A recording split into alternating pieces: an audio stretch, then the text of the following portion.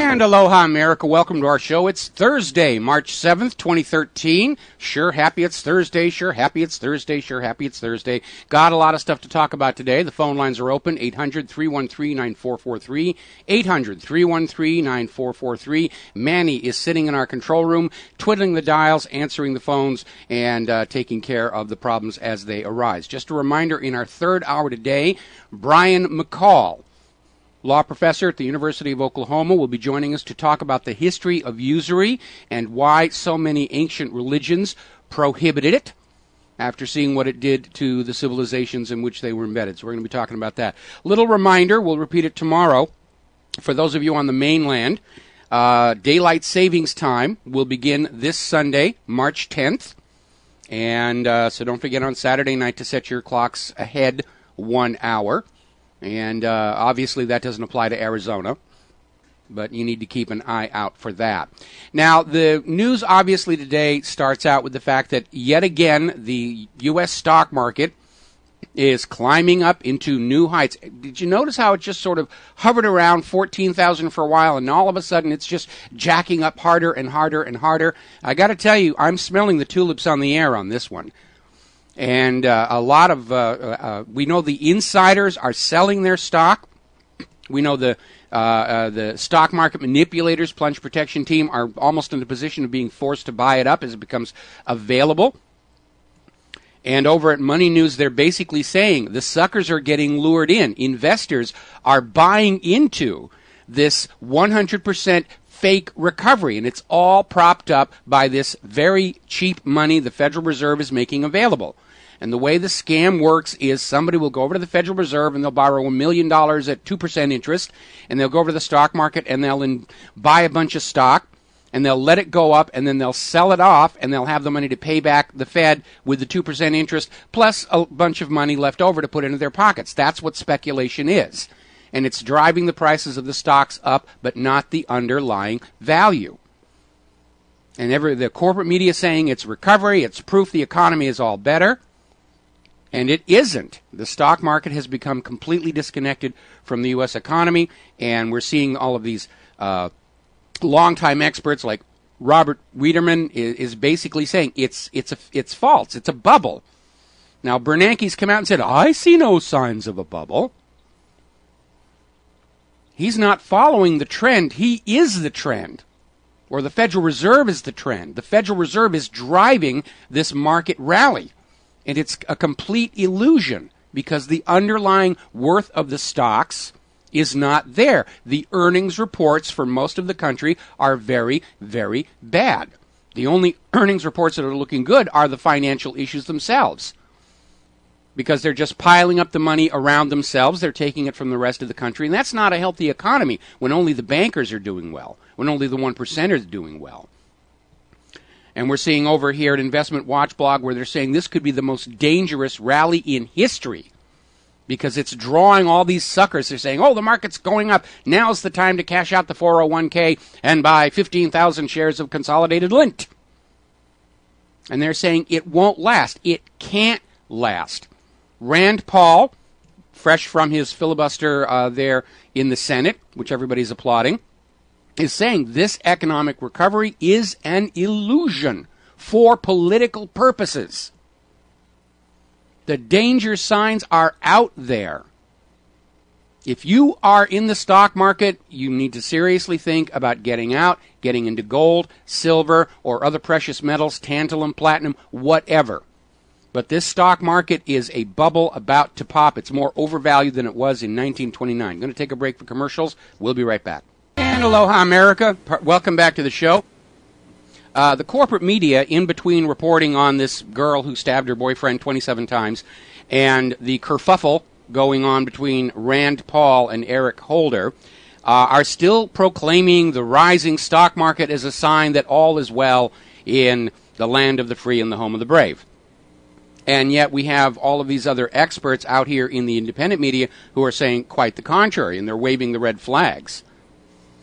And again, over at Investment Watch blog, where they're asking the question, is a collapse inevitable? And the answer has to be yes. Pyramid schemes always collapse. Jim Willey and Gerald Salende are saying that the U.S. has already entered a Weimar phase, where the inflation is just going to go completely out of control until we're basically in the same situation as Zimbabwe, where they're printing up banknotes worth $100 trillion that are going to be absolutely, completely worthless, and the only international demand for those notes will be as curios. Ooh, look at the U.S., $100 trillion U.S. note. And they're forecasting that when gold finally breaks free of its repression and starts to go up, people are going to desert the Ponzi scheme very rapidly. And this puts our large central banks, the private central banks, in a bit of a bind, because every time gold prices are driven down, and they're using these paper gold contracts to do it, they're overselling paper gold contracts. And when they come due, they try and buy them out for cash plus a premium. And if they can't do that, they lease gold from the private central banks. Now the private central banks don't have all the gold they're supposed to, so every time the prices go down, they're buying gold. When they start buying gold, the price goes back up again. So they're really between a rock and a hard place. And I'm sure even now, they're discussing the only realistic solution to save the banking system is another gold confiscation from the American people. And we're seeing more and more states are starting to say, if you are buying gold or silver, you must have a record with the government. Illinois is now talking about doing that. If you're buying gold coins or gold bars, the state wants to know that you have them, so they know which doors to knock on. Now we're seeing record stock market prices, but there are other records you need to pay attention to. Record gas prices, record grocery prices. The markets are ignoring a 13-year high in French unemployment. They're ignoring plummeting German factory orders. It's unprecedented. The manipulation of the markets and the willful blindness of the Wall Street money junkies and their lackeys in Washington, D.C. They can't do anything about it, so they don't want to see it. They're basically acting just like New York Mayor Bloomberg, who's got at 50,000 homeless in his city, but he's spending all his time worrying about earphone buds and what size sodas you can buy with your pizzas. Now, over at ECRI, they're basically saying that according to their numbers, the U.S. went back into recession the middle of last year. And the corporate media didn't want you to know that either. And we're seeing all of this dramatic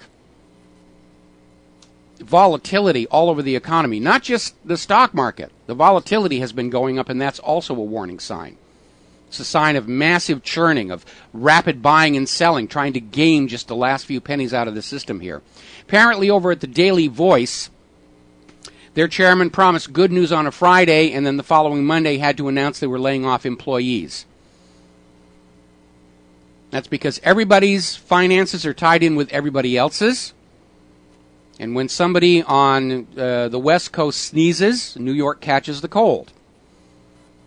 And when you apply that to a planetary scale, this is the largest single argument against economic globalism I can think of. And the classic example of that, of course, was the implosion of the mortgage-backed security fraud in 2008. Because of economic globalism, a calamity in the United States became a catastrophe pretty much all over the world. It really was what triggered the European downfall. And they still can't clean up that mess, even with all the instantly printed money, because the people who bought those fraudulent mortgage-backed security bundles, they want their refund in dollars as they were valued in 2008, not 2013. Now, Eric Holder is out there still trying to make excuses why they can't investigate, prosecute, and imprison bank fraud on Wall Street. The excuse is they're so large, if we were to put them in jail, it would harm the economy more than it's worth. That's his excuse. That's absurd. What the Attorney General of the United States of America is saying is when the people rob a bank, they will go to jail. When the bank robs the people, they get bonuses. Even the FBI admits there is an epidemic of fraud that blew up the entire economy. Even Alan Greenspan, down there on Jekyll Island for the 100th anniversary of the creation of the Federal Reserve, admitted fraud and criminality was poisoning the system. And the Attorney General, the top law enforcement officer of the entire nation, is saying, I can't do a thing about it. Well, then, Mr. Holder, please resign. And let's get an Attorney General that's going to go out there and chase those criminal bankers at least as hard as they chase the marijuana smokers. And what he's saying is basically a lie. Going after the bankers doesn't preserve the economy. It certainly hasn't to this point. Things are getting worse. And we know from the example over in Iceland that jailing the bankers is what's going to turn your economy around. Because as long as you turn a blind eye to bank fraud, there will be more bank fraud. Everybody on Wall Street is saying, wow, I can get my private island in the Bahamas and my Bugatti Veyron and my 200-foot yacht if I just screw my depositors, investors a little bit more, and we know Holder won't do anything about it. Why shouldn't I do it?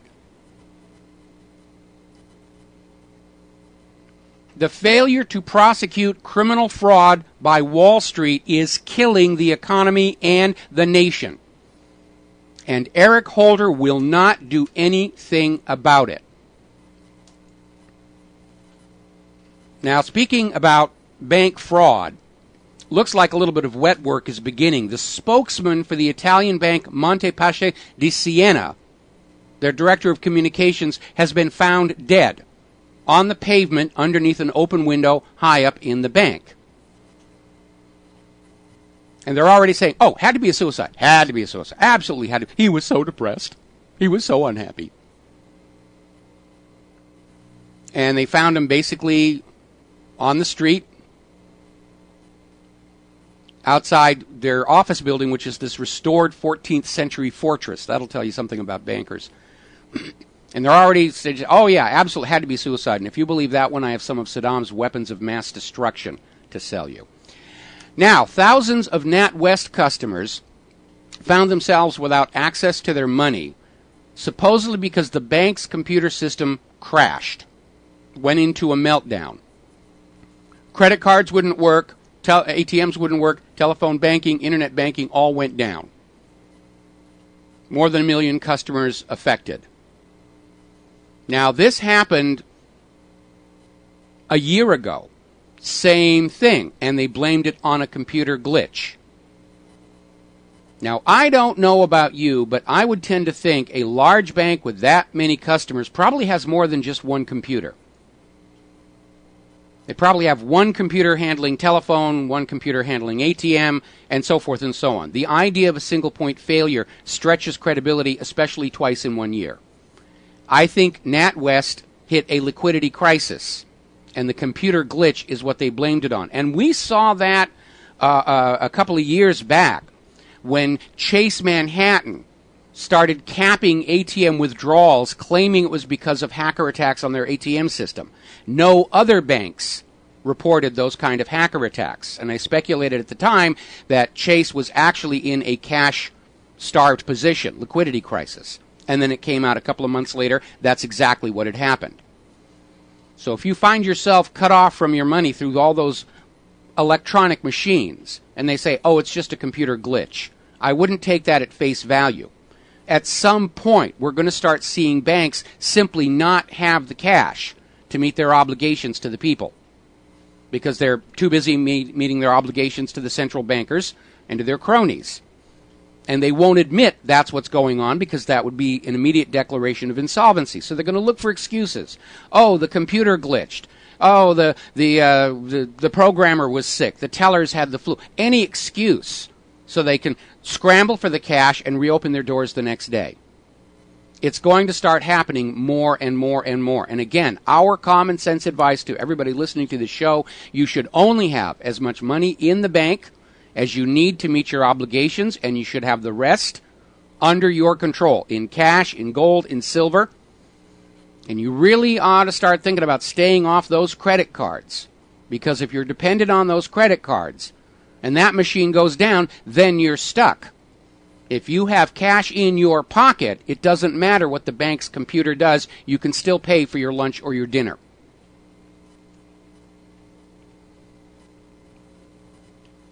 So the warning signs are out there, and the corporate media is absolutely turning a blind eye to all of this. They think everything's just hunky-dory. We'll be right back. And aloha, America. Welcome back to the show.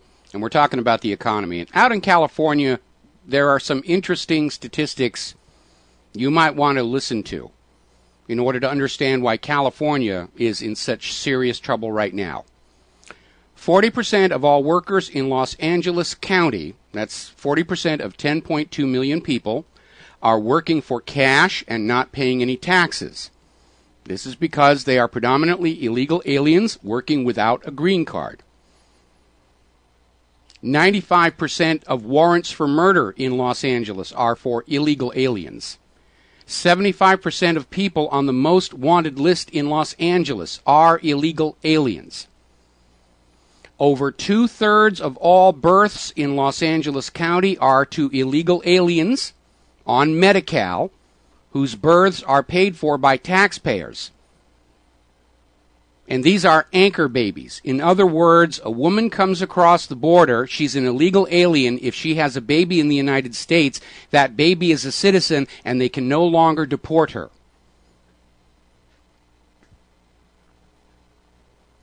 And that is a big reason our economy is in such trouble. By their very presence here, these people are criminals.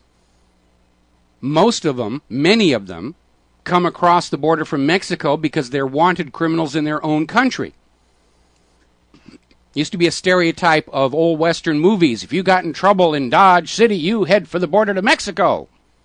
Now it's the other way around. Criminals in Mexico head for the border in the United States because they'll be safe up there. And Obama wants to just leave them where they are. If our government was imposing the same immigration policy that Mexico does, we would not have this gigantic unemployment problem in this country. Because those 40% of the Los Angeles population who are illegal aliens wouldn't be there, and those jobs would be available for the legal citizens.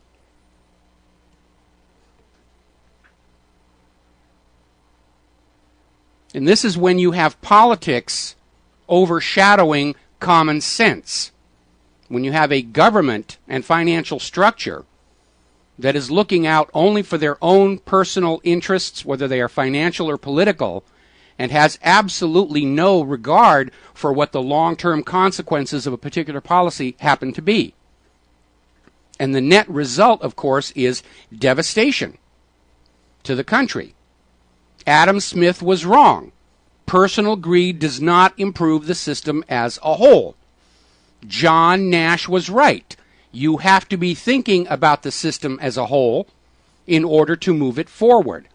That, of course, is supposed to be the function of the federal government, to think about the nation as a whole and what's best for it. Not operate Washington, D.C. as a one-stop shopping center for all the special interests and foreign lobbyists. Now, we're seeing the media continue to just absolutely pound on Venezuela and build a case that now is the time for outside intervention. Chavez was a cruel tyrant. He was evil. The people hated him. No, the Venezuelan people overwhelmingly voted him back into office time and time and time again. Overwhelming majorities. Not that 3 to 5% that's the hallmark of vote fraud that we see here in the United States. Up in Canada, Harper is saying Chavez's death brings hope of a better future for Venezuela. This was reported in Maclean's. And Harper basically described Chavez as, quote, the leader of an authoritarian petrostate, there's a giveaway, that he saw as a relic of the Cold War, one that was on the wrong side of sound economic theory and practice. In other words, get ready for another war for the bankers. Because what Harper is actually saying is Venezuela won't run their country the way the money junkies want it run, and that justifies intervention. To go down there and make them impoverish the people to enrich the bankers. That's why they hate him so much. That's why they hated him, wanted to get rid of him. He believed in having the wealth serve the society and the people and the nation, rather than the money junkies. And that's why the money junkies hated him, absolutely hated him.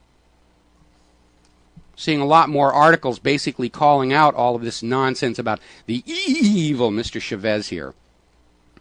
And there's an article over on Presbyter Blogspot called The Hunger, talking about Chavez's policies. And it opens with an interesting quote from George W. Bush's White House spokesman after the failed attempt of a coup against Chavez in 2002.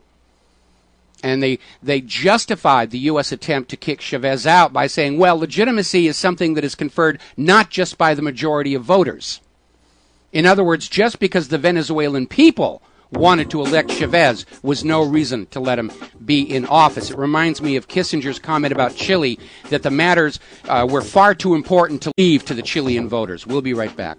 And aloha, America. Welcome back to the show. We're talking about Venezuela post-Chavez and the very obvious corporate media spin to justify an intervention. After all these years of failed coups and attempts to bring about regime change, the old regime is gone. The new incoming regime appears fairly weak. The vice president of Venezuela is only going to hold the presidency for a short time until there are new elections. Now, Greg Palast has an article out there basically saying, what made Chavez suddenly a dangerous enemy? And here are the facts you won't find in the New York Times. Just after George W. Bush's inauguration in 2001, the Venezuelan Congress voted in a new law of hydrocarbons, which basically said Exxon, British Petroleum, Shell Oil, and Chevron would get to keep 70% of the sales revenues from the crude oil they were taking out of Venezuela. That was not bad, considering the price of oil was rising at that time toward $100 a barrel. But to the oil companies, which had bribed or coerced Venezuela's previous government into letting them keep 84% of the sales price, a cut to 70% was simply unacceptable. Now, Venezuela, before Chavez, had been charging 1% royalty on heavy crude from the Orinoco Basin. And Chavez told Exxon and the rest of the oil companies they'd have to pay 16.6%. That's not really bad. But the attitude of the oil companies is, we have to teach Chavez just how you deal with big oil. So on April 11th, 2002, President Chavez was kidnapped at gunpoint and flown to an island prison in the Caribbean Sea. On April 12th, Pedro Carmona, a business partner of the U.S. oil companies, declared himself president of Venezuela. Now that coup fell apart and Chavez returned to power. But this was a replay of exactly what happened in Iran in 1953, when the Iranian people elected Mohammad Mossadegh to rule Iran. And he turned around and said, you can go on buying Iran's oil, but you're going to have to pay a fair market price for it. And the CIA came in and overthrew him, imposed the Shah, and the Shah repaid the kindness by selling Iran's oil for pennies on the dollar, impoverishing the people of Iran, and making these oil companies rich. It's the same story all over again. Okay, we got a caller on the line, Aaron in Texas. Aloha, Aaron. Thank you for waiting. What's on your mind? Oh, hey, I know it's a little bit off topic, but I got to get back to work, so I just want to make a quick comment. If you have a local sheriff that's opposed of gun control, I just want to tell your listeners out there to go ahead and write them a letter or give them a call and thank them for that, because that's what I'm doing to my sheriff. Yes, we've encouraged that. Another thing is about the whole gun control. It doesn't work because I'm an ex-parolee, an ex-con, and I got a lot of friends that are still living on the bad side of the law. Yes. And they have pretty good weapons. Yes. You know, they got really good weapons, and they don't listen to the gun control debates. You know, I talk to them about it, and they say, we don't care.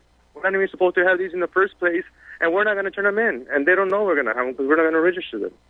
So if they're able to defend themselves and their drugs they're selling with the guns that they have, I think a law-abiding citizen is able to defend themselves no matter what kind of clip, no matter what kind of gun they have. Because if they could do it, I'm pretty sure a law-abiding citizen should have the right to do it. I absolutely agree. Even setting aside the issue of obvious government tyranny, it is just common sense that we, the American people, have a right to keep and bear arms equal, if not superior, to those in the hands of the criminals. And the criminals have got all the really amazing weapons. They've been getting them from Fast and Furious and other places, or stealing them out of police cars. And somebody put up a video on the front page of whatreallyhappened.com. We were going to talk about it later, but it's basically a compilation of interviews with police departments in several cities, basically saying, what do you do in the time between you call 911 and the police actually get there? And the police say, well, you know, you're on your own. Cops are only good to investigate after the crime. That's all. That's exactly it. So I want to go ahead and let you go, Mike, so I'll get back to work. But thanks a lot and keep it up. I love your show. All right, thanks an awful lot here. Now, over in Italy, as more and more indications there will be a second election, which, like Greece, will probably just set a new record for massive vote fraud. But Grillo's populist plan for Italy is exactly the same one that the anti-banker party in Greece was running on when they won that first election, which is just default on the public debt, nationalize the banks. In other words, take them from being private central banks to state-controlled banks. And he was talking about, if you're going to have quantitative easing, send the money to the ones who can really make the best use of it, the people. He's talking a citizen dividend. And that could actually save the Italian economy, and he's absolutely right. We've been saying that about the U.S. policy here since 2008. Instead of taking trillions from the American people to give to the banks so the banks could loan it back to the American people at interest, they should have taken trillions from the bankers who had looted it from the people through fraud and corruption and distributed it to the American people. And then people wouldn't have missed mortgage payments. There wouldn't be a mortgage crisis. People would have stayed up on their credit cards. There wouldn't be a credit crisis. People would have bought an American car. There wouldn't have been a need for the automotive bailouts. People would have gone down to the shopping mall and bought a new flat panel TV or something. Wouldn't be a retail crisis. Every action undertaken by the federal government to prop up the banks has caused more and more damage. We know Iceland worked. Grillo knows Iceland worked. He's talking about the Icelandic approach to Italy, which is why the money junkies will never let it happen. They'll play the same game they did in Greece. They're going to force a second election. They're going to try and steal it. And if they don't steal it, I would hope that Grillo is wearing his Kevlar underwear, because national leaders who stand up to the bankers get shot at. Happened to Andrew Jackson, Abraham Lincoln, and John F. Kennedy in this country.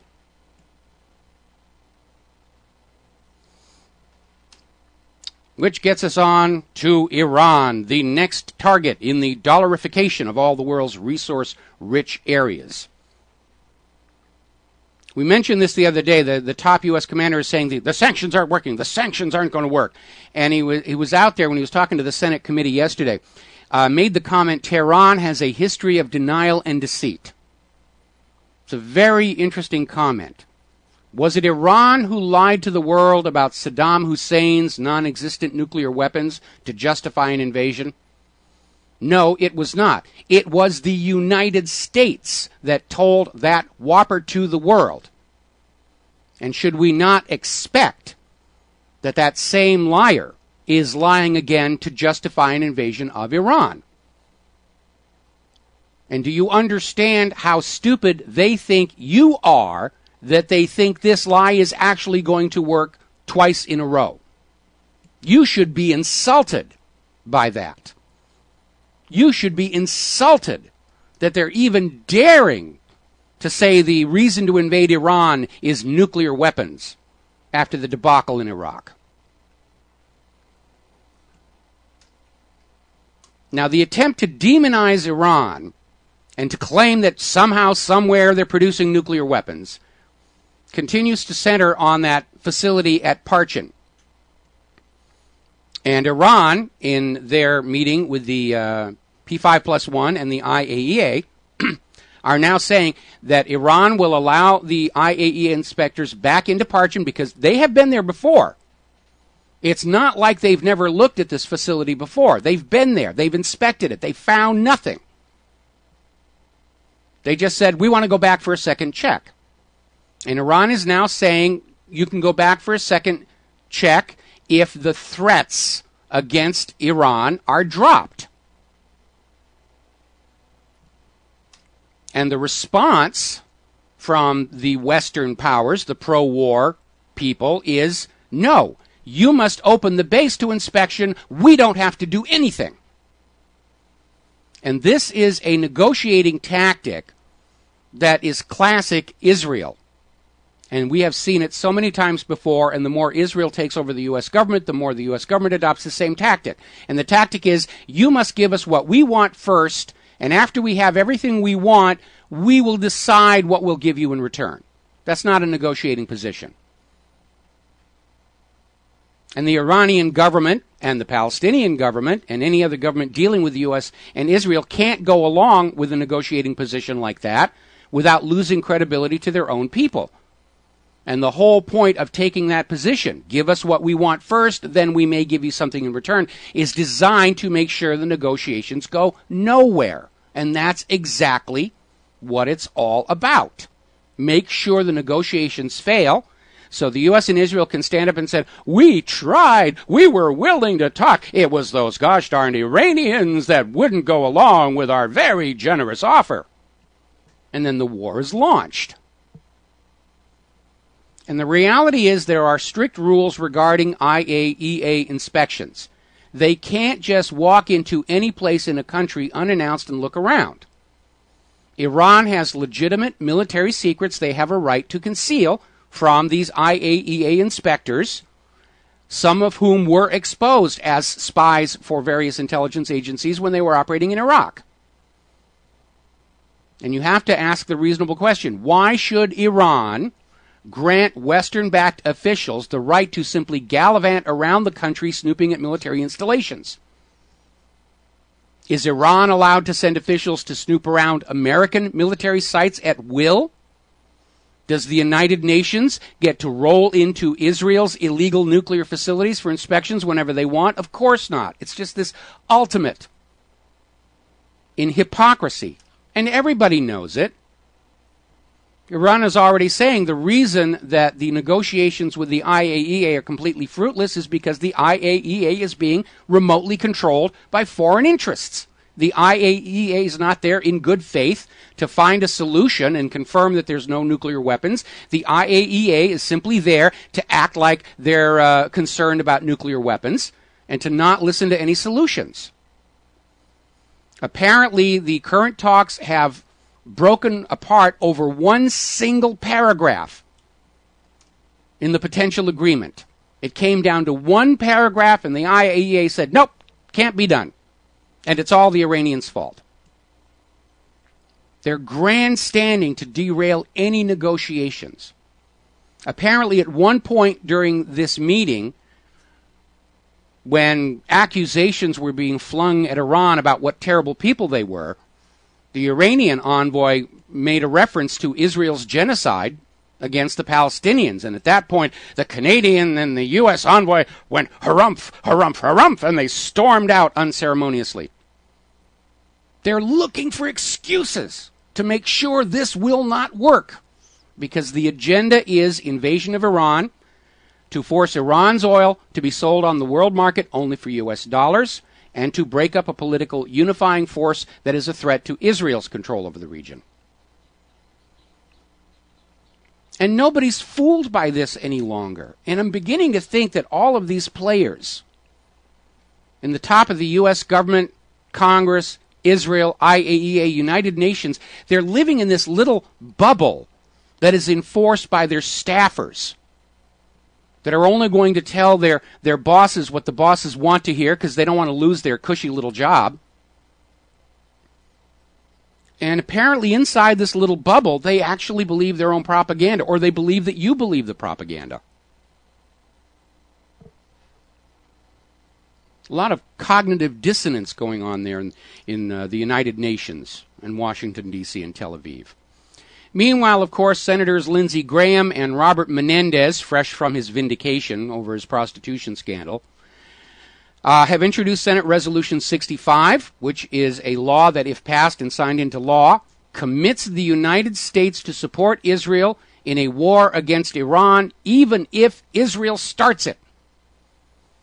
This is a blank check being written to Israel, payable in your money and the blood of your children, that Israel can attack Iran whenever it wants, knowing that the United States will come in behind them.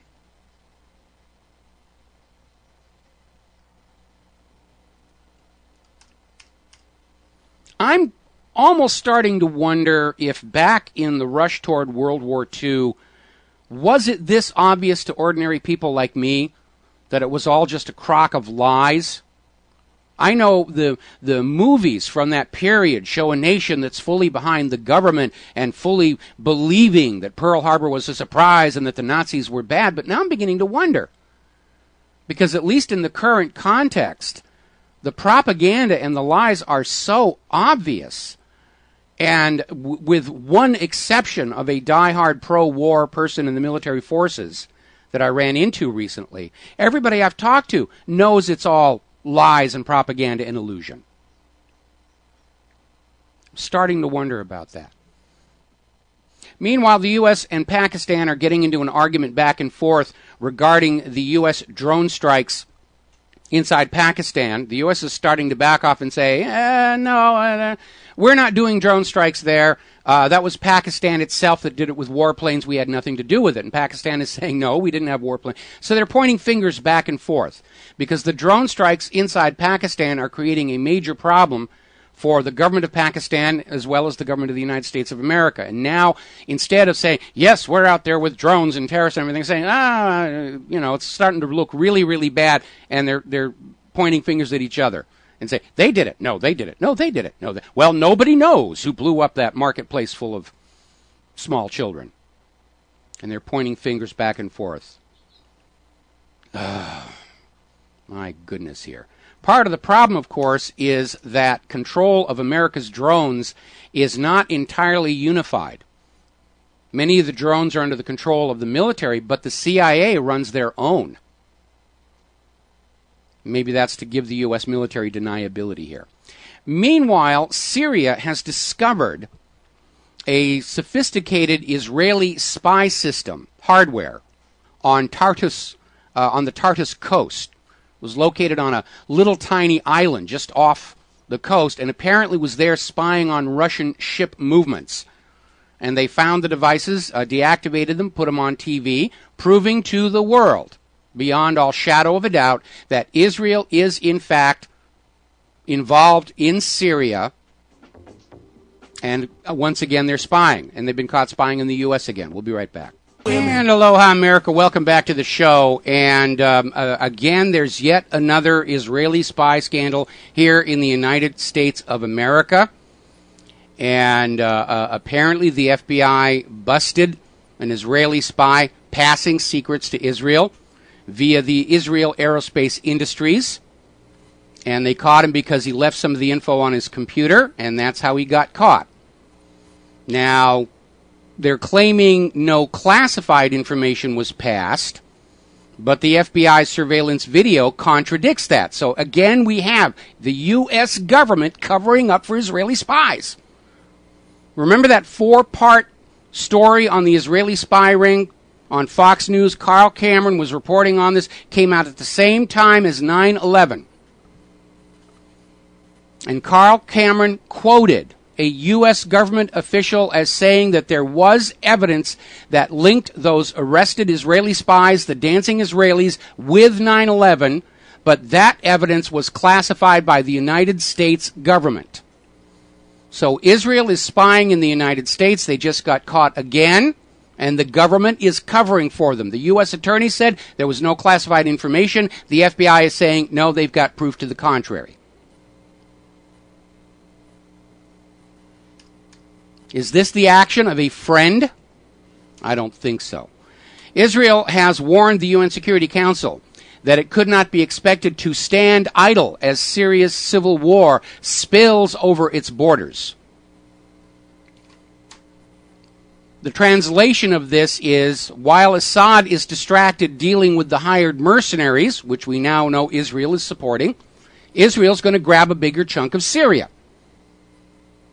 Put a wall around it. We need a new security buffer. All right, we're going to go back to the phones. Mike in Michigan. Aloha, Mike. Welcome to the show. What's on your mind? Aloha, Mike. I just turned on your show. I watch and listen to it every day. And you mentioned Israeli spying, another incident followed by the FBI. And now probably be covered up because, that's way too embarrassing. But it reminded me of an incident that I noticed right before 9/11. It was, I would say, about 6 months before 9/11 at a mall in Dearborn, Michigan, Fairlane Town Center, where there's a heavy density Arab American population in that area. In fact, the largest outside the Middle East. And I remember seeing those kiosks that got busted up, filled with, apparently, it was an Israeli intelligence operation. And I remember seeing these two guys.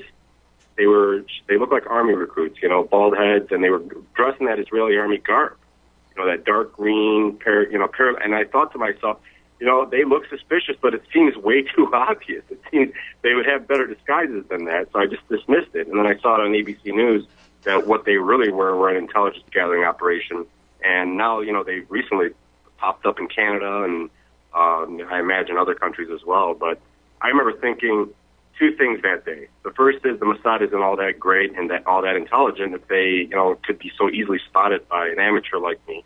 And I imagine pretty much every Arab American in that area recognized the garb. And it just fascinated me that they can do it with such...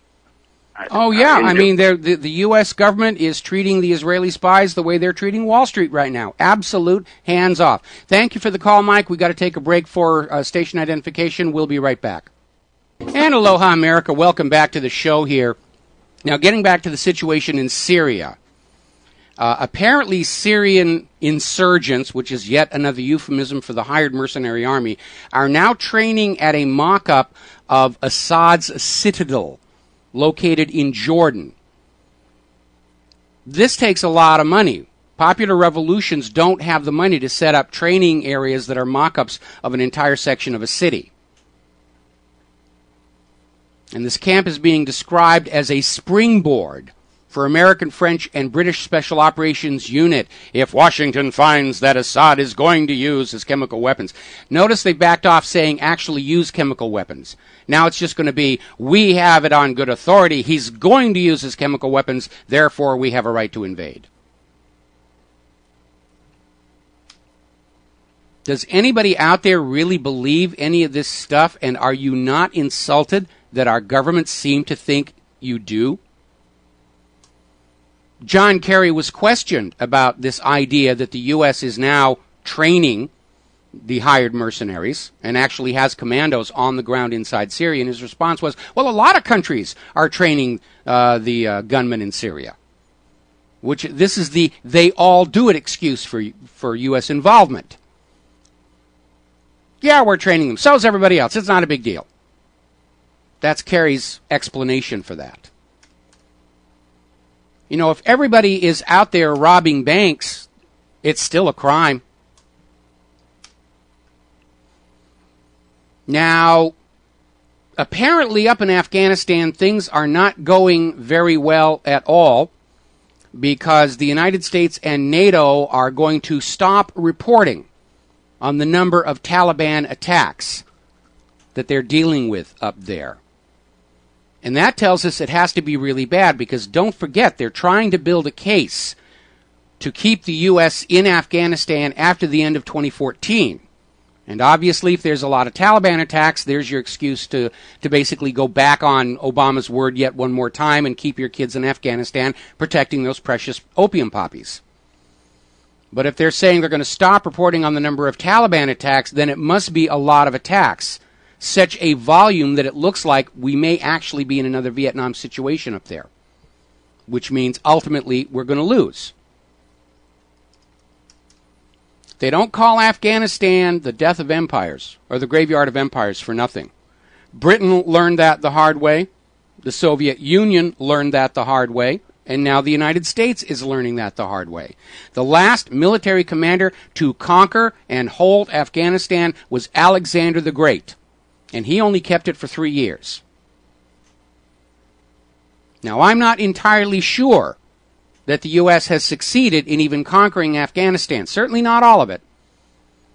And their installed puppet regime of President Hamid Karzai, El Presidente de Unocal, is already straining at the leash and starting to show independence from his masters in Washington, D.C. Now, we all know Obama is getting ready to go to Israel to make his proper obeisance to Tel Aviv. And apparently, he is planning on visiting the Temple Mount, which, yeah, if I was going to Israel, I'd want to see that, being an antiquities freak that I am. Apparently, Israel is now claiming that Hamas has threatened to attack Obama during his Temple Mount visit. Do you really think Hamas would do anything that stupid? Something that would absolutely guarantee American hostility towards Hamas? Hamas doesn't need that.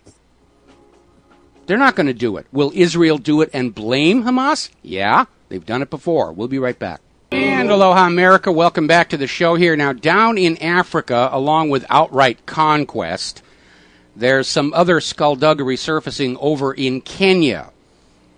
And apparently a spokesman for the Jubilee Coalition, Nigilu, said, has expressed deep concern about the, quote, shadowy, suspicious, and rather animated involvement of the British High Commissioner to Kenya, Dr. Christian Turner, in Kenya's 2013 general election. It's a very polite way of saying that Kenya suspects Great Britain has been engaging in election fraud to steer the government or to choose the next government. Same thing that we saw happening in Greece's second election, what we're probably going to see in Italy's second election. So they're getting very angry about that. Now, Rand Paul has been filibustering the Senate, trying to run out the clock on the confirmation of Brennan as head of the Central Intelligence Agency. And it is a symbolic effort because he can't keep up the filibuster that long. They don't have the votes to defeat Brennan. And the issue isn't really Brennan, it's the drone strikes, the drone issue. And Rand Paul has succeeded in calling a lot of attention to this. The corporate media has had no choice but to report on it. Jon Stewart was applauding him for it. And basically the idea is we need to know if the U.S. government sees it as official policy that the president has a right to order the murder of an American citizen inside the United States with a drone strike. Without due process, without trial by jury, without the requirement of proof of guilt beyond a reasonable doubt. The president just says, I think he's a problem, kill him. And it happens, and takes out 10, 15 innocent bystanders at the same time. That's what they're really talking about. That's the real issue, the fact that innocent bystanders are going to get killed in these drone strikes. They always do, unless your suspect is standing all alone in an empty parking lot. You're going to be taking out innocent bystanders. Now, the corporate media, the corporate news media, rather, is trying to ridicule this whole thing. CNN was saying Senator Paul drones on and on. They're trying to ridicule it, make fun of it, like it's no big deal, like it's okay with CNN that the president can simply drop bombs from the sky on any American without warning, without trial, without due process. The concern here, of course, is terror suspect is being bandied around so loosely it could apply to anybody. It could apply to American journalists who are critical of the government. Oh, they're helping Al-Qaeda. That makes them a terror suspect. Political enemies. It's an open-ended situation.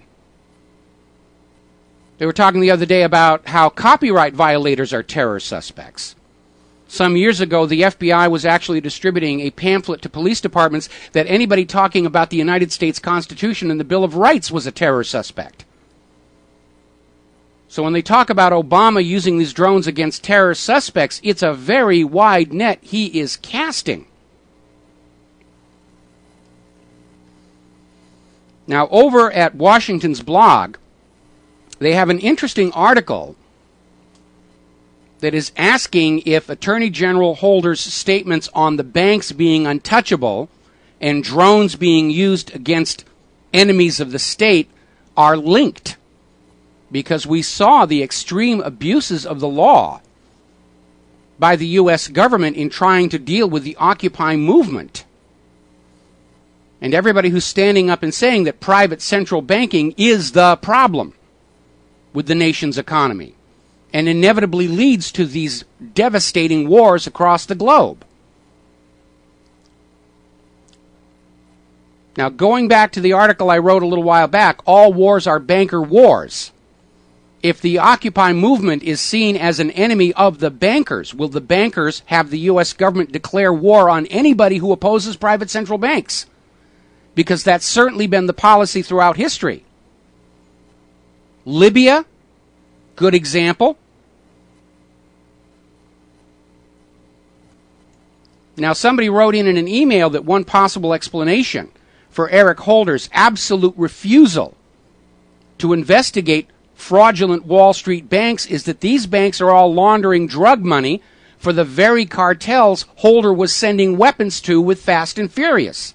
And Wall Street may be telling Eric Holder, if you investigate us, if you arrest anybody, we'll blow the lid on Fast and Furious. And it almost seems like an inevitable part of the life cycle of any government that the overlapping scandals reach a point where the government itself becomes paralyzed and unable to function because of all the secrets they're trying to keep.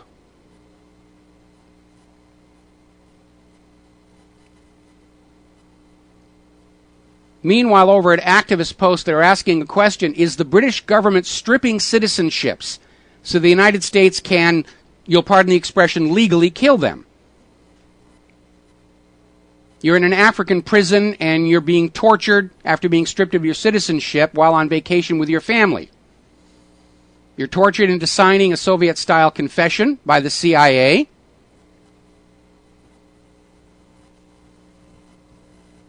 A government is supposed to protect its citizens, and when the government turns on its citizens, all they have to do is say, well, you're not a citizen anymore.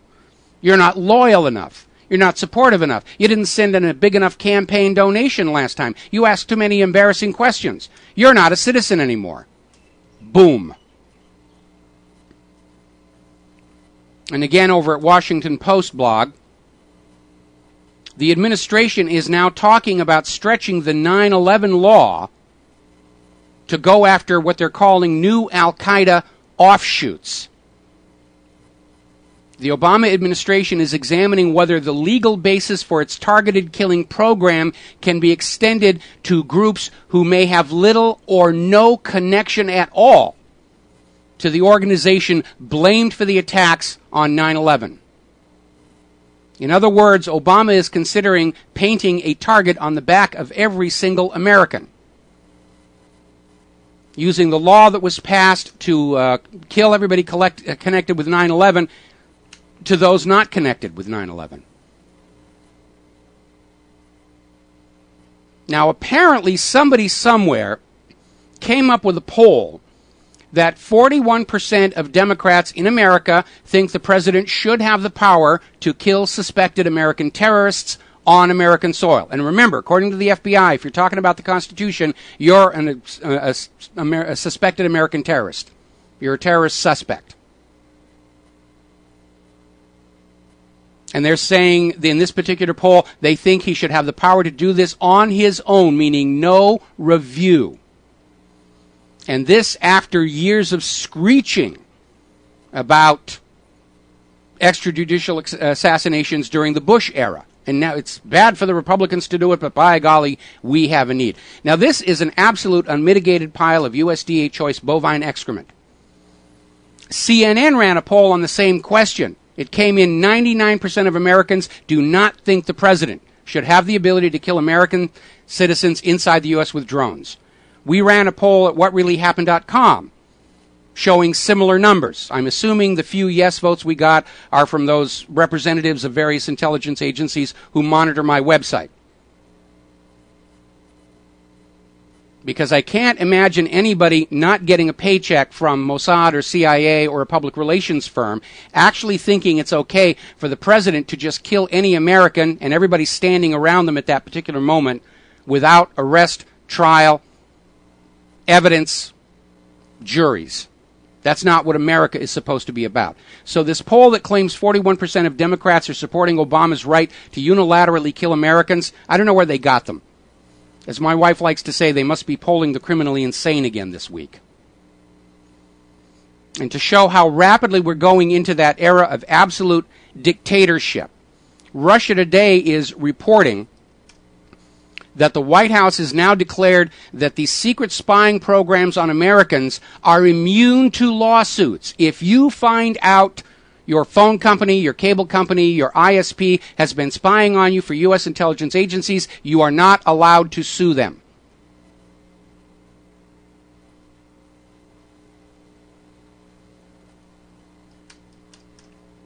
That, too, is not what America is supposed to be about.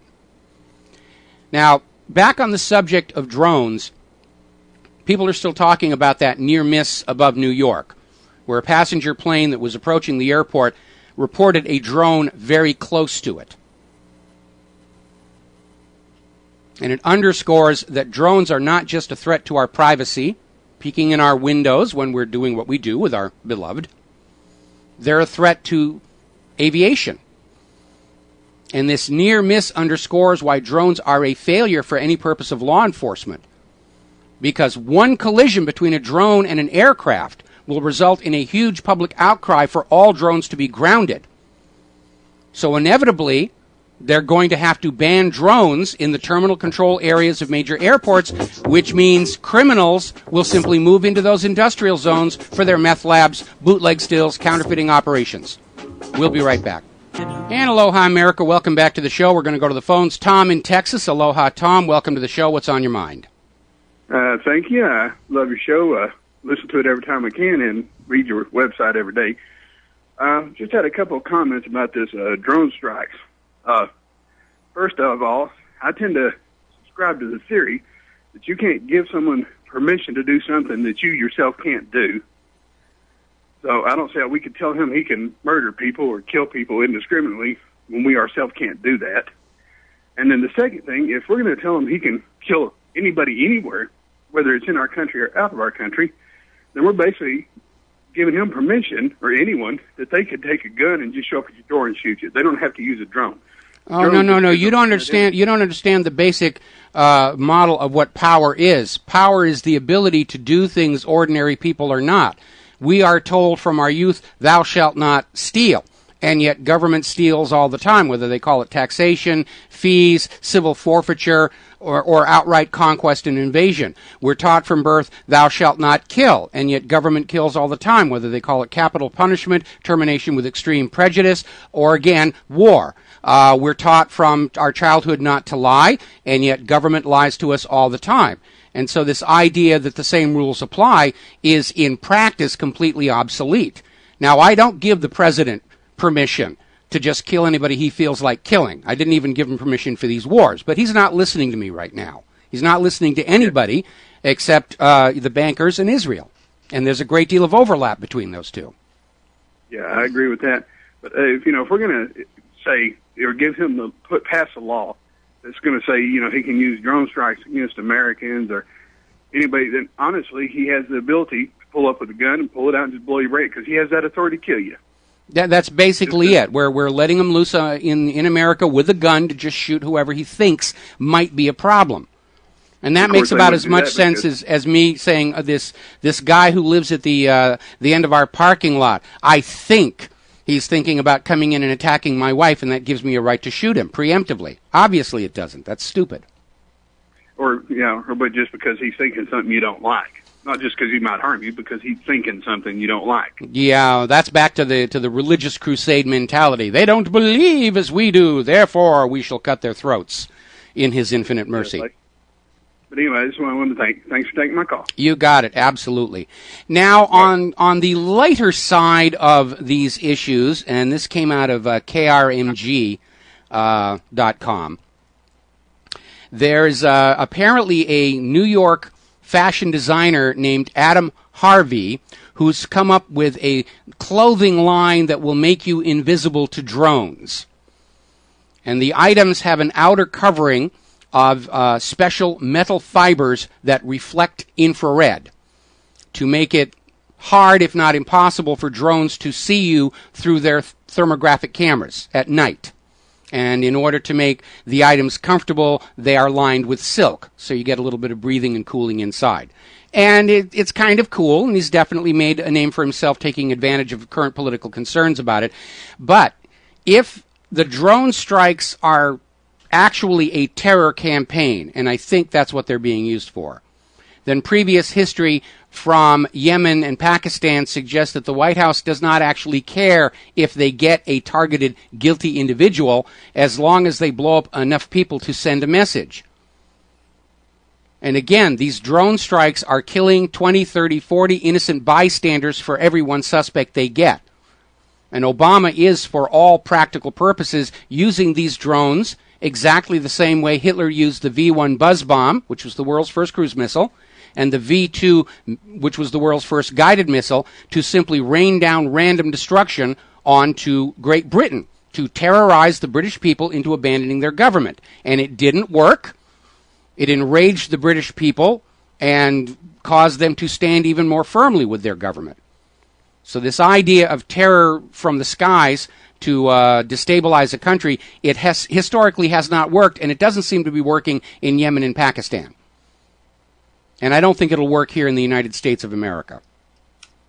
So unless everybody is wearing these IR blocking clothes, I really don't think it's going to change the situation very much.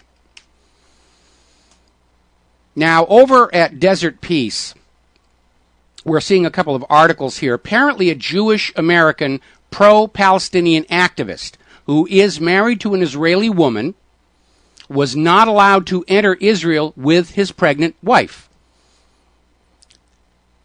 An Israeli court rejected his petition to cancel the order against his entry, and he's going to be put back on a plane to the United States. That probably already happened by now. So Israel is just getting absolutely paranoid in terms of who they will and will not let in. And because this American is of Jewish ancestry, or at least his family followed that faith, because the idea of Jewish ancestry is kind of dissolving under the current science, the law of return has to apply to him. But apparently now only true believer, conquer the world Jews are now welcome in Israel. Meanwhile, apparently Israel is organizing a touring group to speak out in defense of Israel's apartheid policies. We'll talk about that when we come back from these Words More commercials. And aloha, America. Welcome back to the show. So, Israel's supporters, and this includes a former staffer at the Jerusalem Post, have formed an organization called Word Swap that's going to be touring college campuses everywhere there's an Israeli apartheid week in an effort to promote Israel's need for apartheid policies. Again, it is that double standard.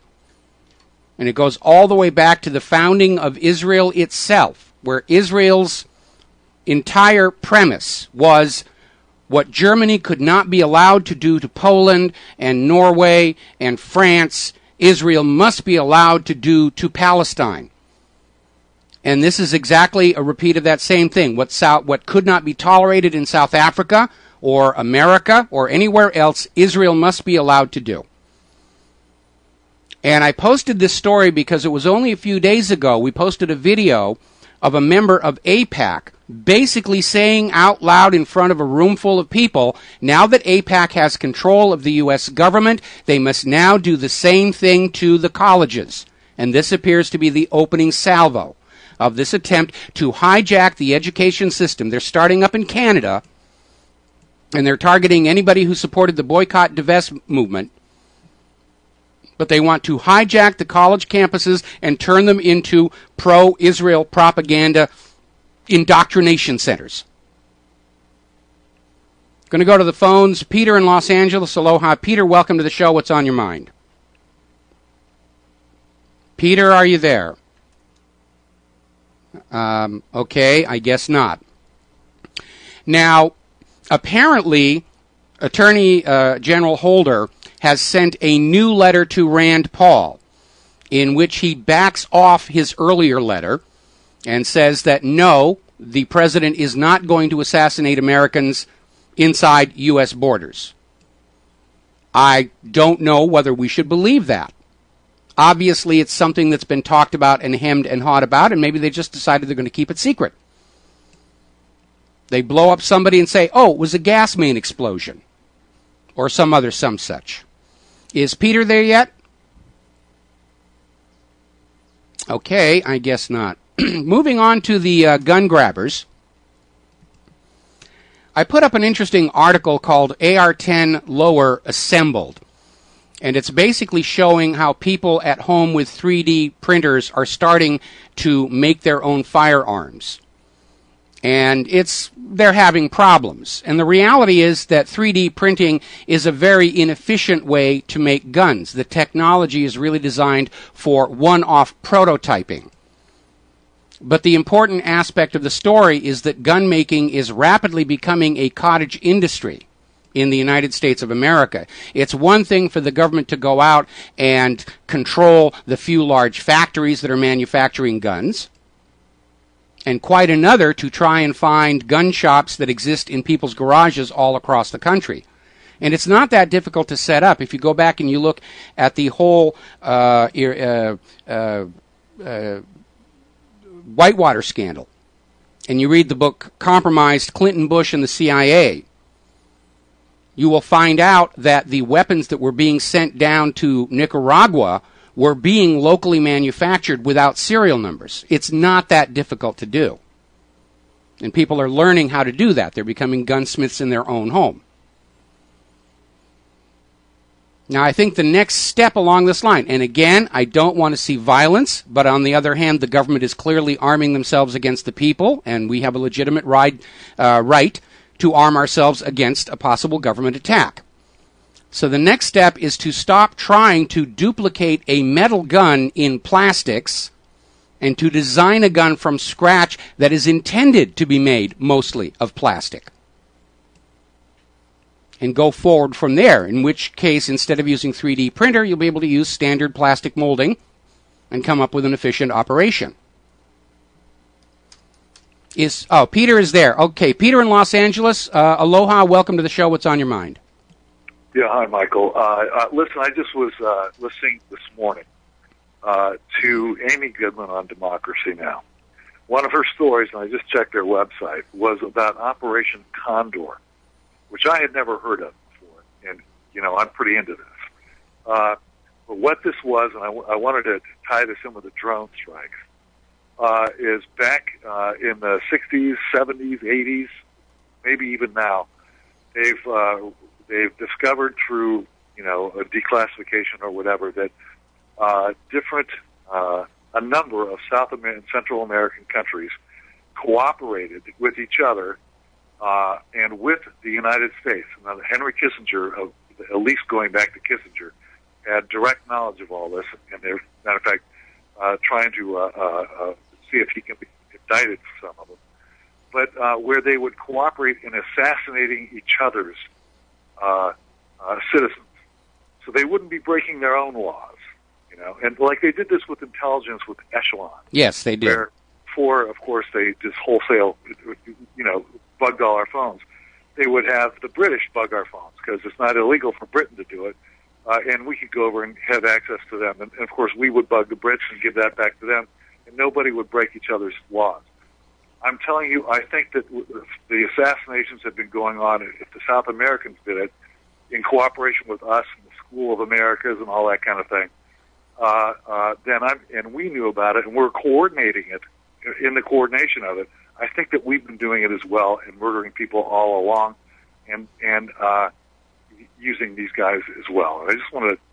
I know you're very knowledgeable about stuff like that. I want to see what you have to say. Well, obviously, assassination is nothing new, and machinations to at least maintain the illusion of legality are common. As you point out, that was the whole foundation for Echelon, was that all of the member nations in the network spied on targets in the other nations, which was perfectly legal, and then traded the information across. And it's still spying and it's still sneaky, but they did it to sort of say, well, we're still within the law, therefore it's okay for us to do this.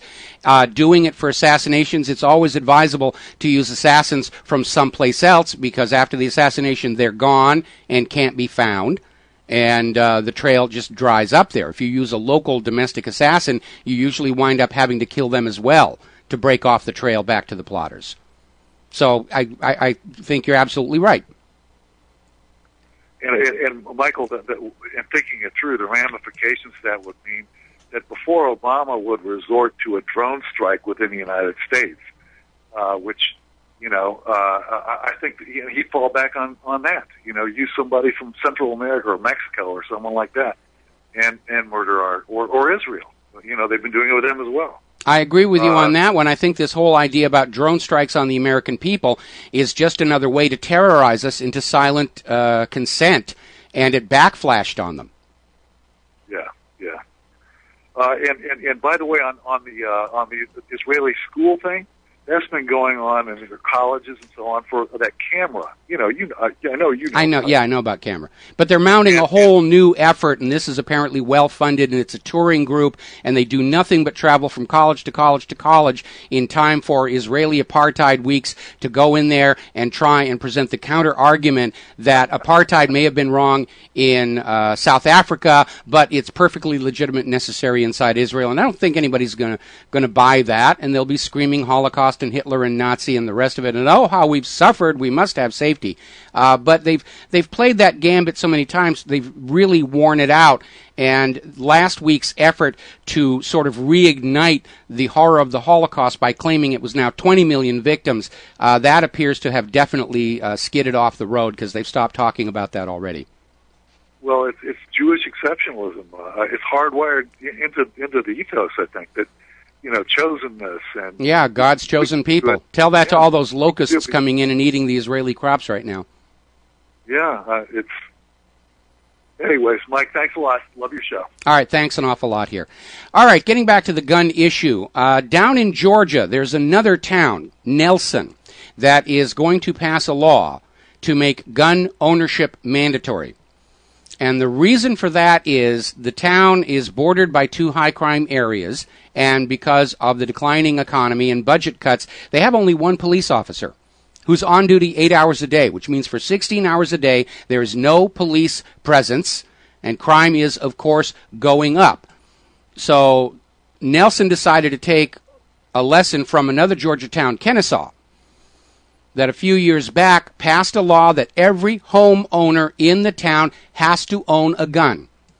And, of course, crime in Kennesaw plummeted. And Nelson is going to basically take the same approach, and they will get the same result. Now, we've been talking about this almost hysterical overreaction by schools regarding guns.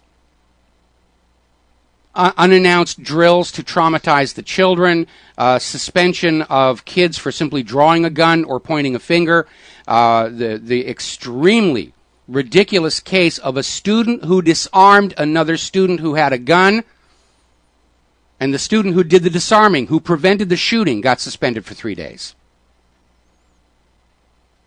Just completely imaginary. Well, apparently, and we're getting this out of the Daily Mail, one of the primary schools in Great Britain has now banned the game of cops and robbers on the playground, or any playground game that involves imaginary weapons.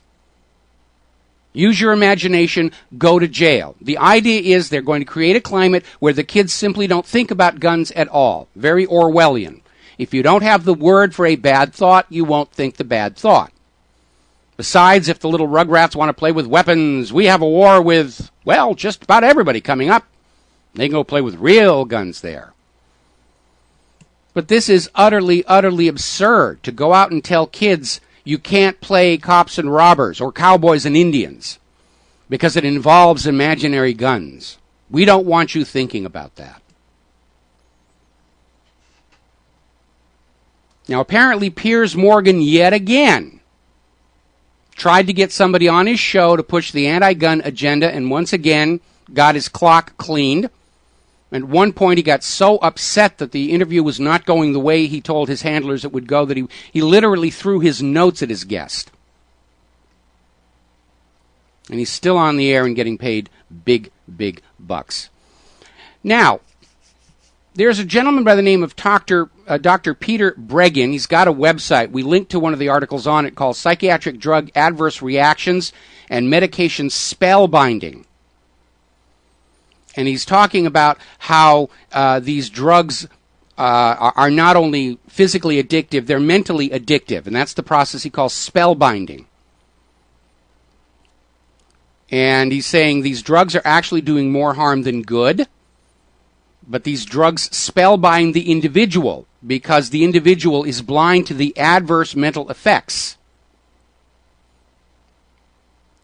And if a person starts feeling a mental side effect such as anger or sadness because he's taking the magic happy pill, he'll blame something else. He'll blame a loved one or the dog or the job. He won't make that connection that the adverse reaction is with the drugs. I've been through this myself.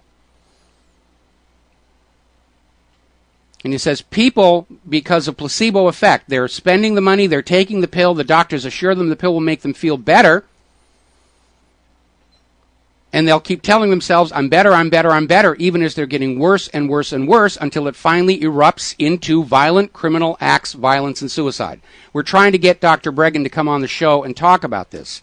But this is another reason for us to realize that the biggest, most dangerous drug problem in the United States of America are these prescription psychiatric drugs. And it is a problem the corporate media won't touch because they don't want to lose those lucrative pharmaceutical advertising contracts. Congress won't touch it. They've already held hearings. They basically shoved it back under the rug because these pharmaceutical industries are huge campaign donors. But more and more people in our culture are aware this is a problem. It was even an issue in this musical play my wife and I saw the other day at the Manoa Valley Theater called Next to Normal. There's a whole song and dance number about my psychopharmacologist and I and how completely wacko it is. 90% of these mass shooters that are being waved at us to justify taking away the guns were on these medications or withdrawing from these medications, which is a very dangerous time. It may even be 100%, but more and more recently, the medical records of these shooters are not being allowed out into the public.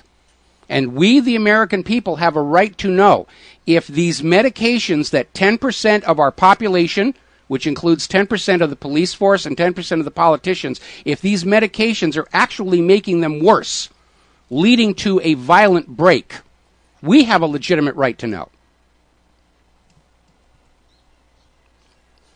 Now, we're getting an announcement here that the results of the autopsy to Yasser Arafat, that the results will be expected sometime toward May. They're saying they've completed one set of tests. They need to complete a second set of tests, and only then they will have tangible results. Now, I am unfortunately dubious. Polonium-210 was thought to have been the weapon used to assassinate Arafat because his personal belongings were found to be heavily contaminated with it. A test for polonium-210 should take only a day or two at most. You're talking a mass spectrometer. So I think this long stall is to get us sort of ready for the thing, well, we couldn't really find anything definitive. I think that's what they're going to come out and say. Now, the ACLU is getting ready to issue a full-scale report on the militarization of the American police, the issuance of tanks, military-style weapons, body armor, tear gas, sound guns, all of that stuff, none of which is needed for law enforcement in a normal town. This is all about brutalization tactics, repression tactics. And the ACLU is saying this has really gone to a very, very dangerous degree. And they're absolutely right. None of these devices, these tanks, have anything to do with law enforcement. You can't catch a speeder in one of these tanks. You're not going to catch a bank robber in one of these tanks. You can't use these tanks to rescue a hostage.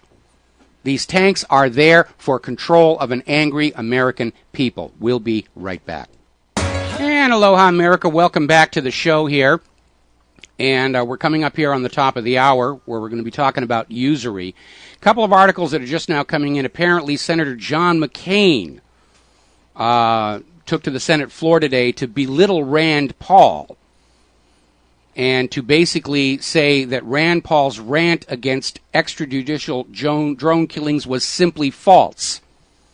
So I think this confirms what I was saying to the previous caller, that they were trying to sort of sell this idea of drone killing of Americans inside the borders, and it backflashed on them, and now they're backing off. Doesn't mean they're not going to do it, it's just going to be kept secret.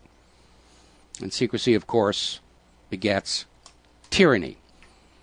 Now, up in Canada, apparently John Baird, the Foreign Affairs Minister, has come out saying that if the Palestinians attempt to take Israel to the International Criminal Court over war crimes committed against the Palestinian people and the Palestinian state, that Canada will punish Palestine, possibly by withholding humanitarian aid. But we have, once again, Canada's government has been totally co-opted by Israel, same as the American government, and they're up there saying that Canada will punish Palestine for taking Israel to the International Criminal Court. I did try and warn you Canadians to learn from America's mistakes. You didn't listen, and this is kind of what you get. Now, we were talking earlier about this Catholic deacon who was busted for child porn, who had apparently made the mistake of storing his child porn on the Verizon cloud online storage system. And it's raised the question of just how Verizon knew there was child porn in this man's cloud storage. Are the Verizon employees simply wandering through the disks looking at stuff? That's a bit creepy. Or are they using software to scan the cloud for something that might be suspicious? Maybe Verizon has their own collection of child porn images, and they have a program that looks for anything that's similar, the way that Google has their digital signature system, where you can upload a photo and it'll find you more photos of pretty much the same thing. Either way, the lesson here is obvious. Any data you have on the cloud is wide open. And remember, this wasn't a government program that caught this guy. It wasn't the police. It was Verizon itself, a private company, looking at the data in your cloud storage area, and if they see something illegal, they're ratting you out. Going to take a break for station identification. We'll be back with Professor McCall after these few words. Rivero. And aloha, America. Welcome back to the show. And joining us for the third hour is Professor Brian McCall. He's a law professor at the University of Oklahoma, and he has spent a great deal of time studying the history of usury and its implications. And Professor McCall, thank you for spending time with us today. Thank you for having me on the show. And I'd like you to start off, if you don't mind, just giving our listeners kind of an overview of why you're paying attention to this. I mean, we understand that lending of money at interest is a necessary part of modern-day commerce, but when an entire people, an entire nation, are forced to operate on such a system, it is inevitably destabilizing. And just take it away and tell us what your understanding of this is. Sure. Well, I started this research back in 2006.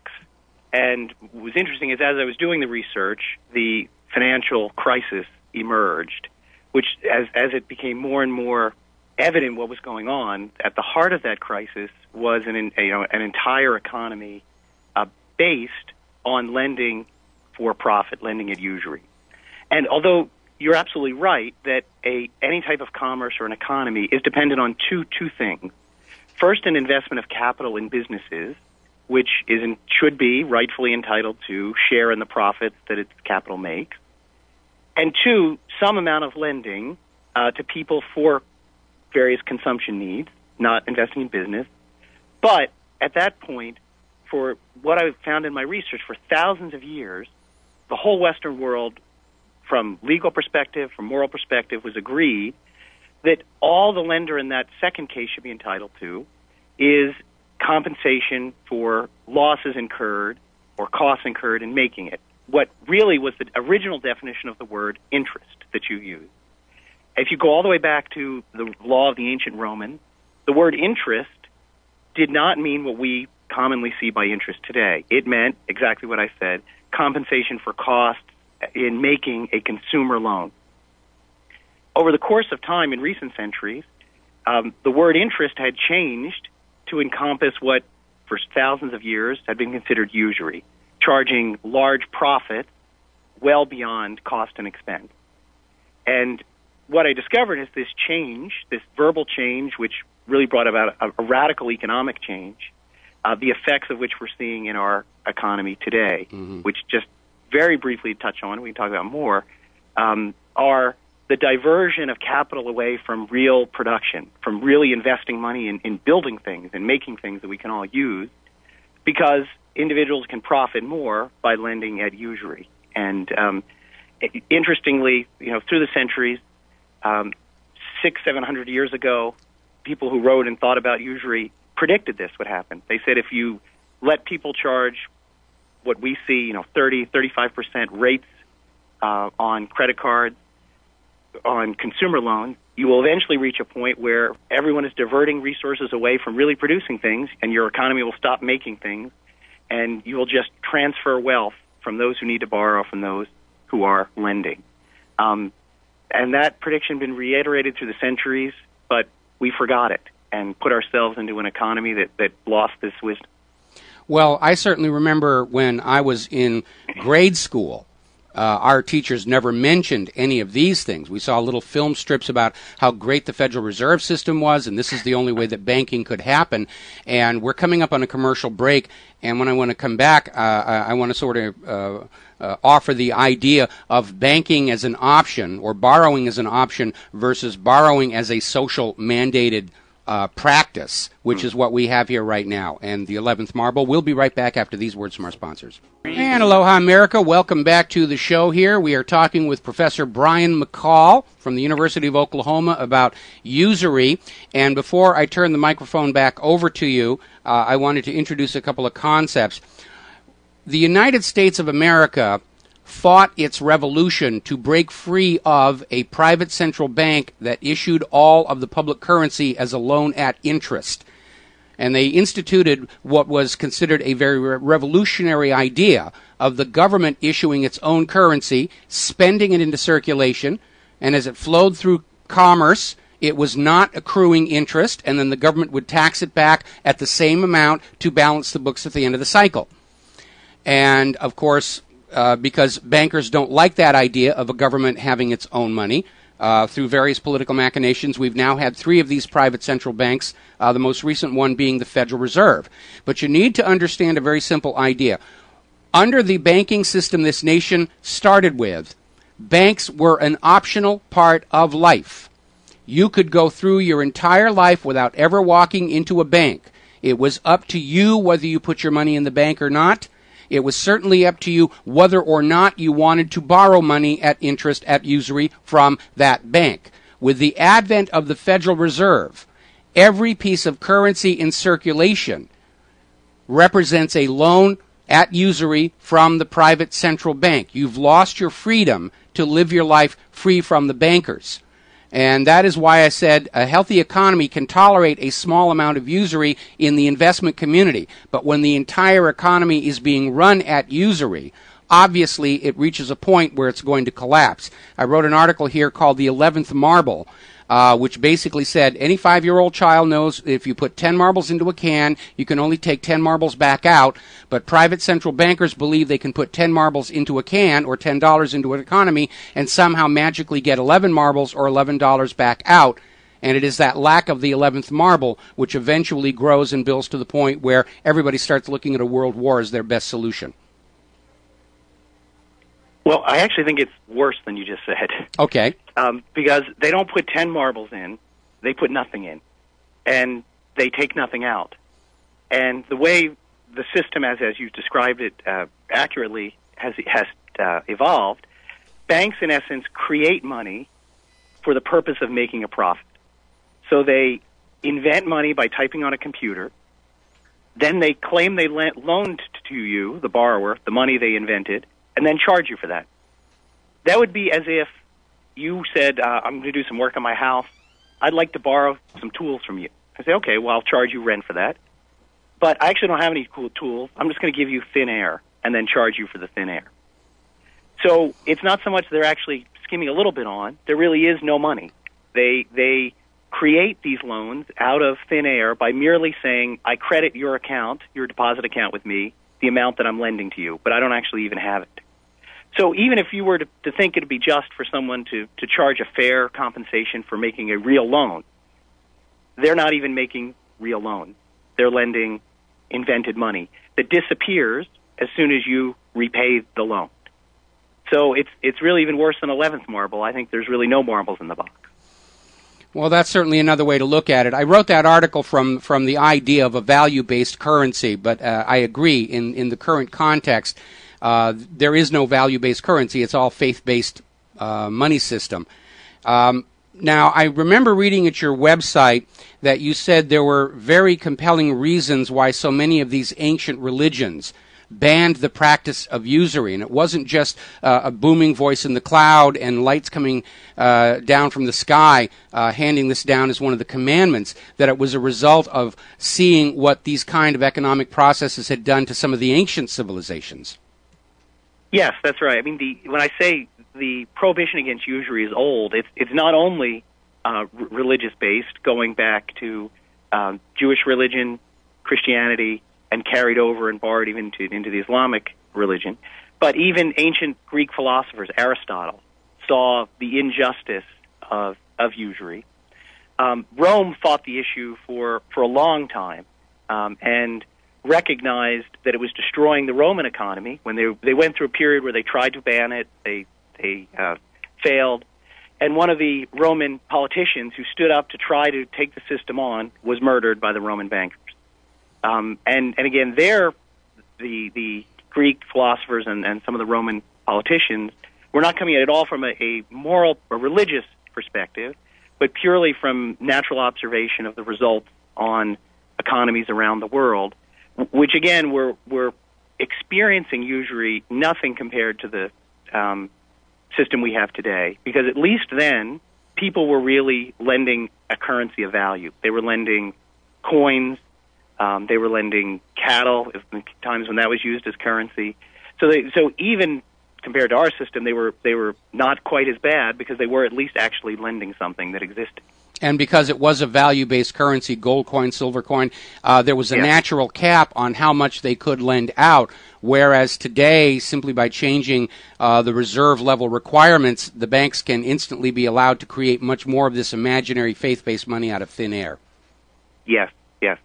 The other problem I want to return to that you touched on with the Federal Reserve that really makes the system so outrageous is, you're right, prior to the beginnings of our country, and prior to England surrendering the money supply to a private central bank, the regulation of the currency was something held in the public trust, was something for the government to essentially make sure that the system was fair. And the way the government regulate currency was to set standards for weights and measures so that people couldn't be defrauded by being given a coin that was of less value.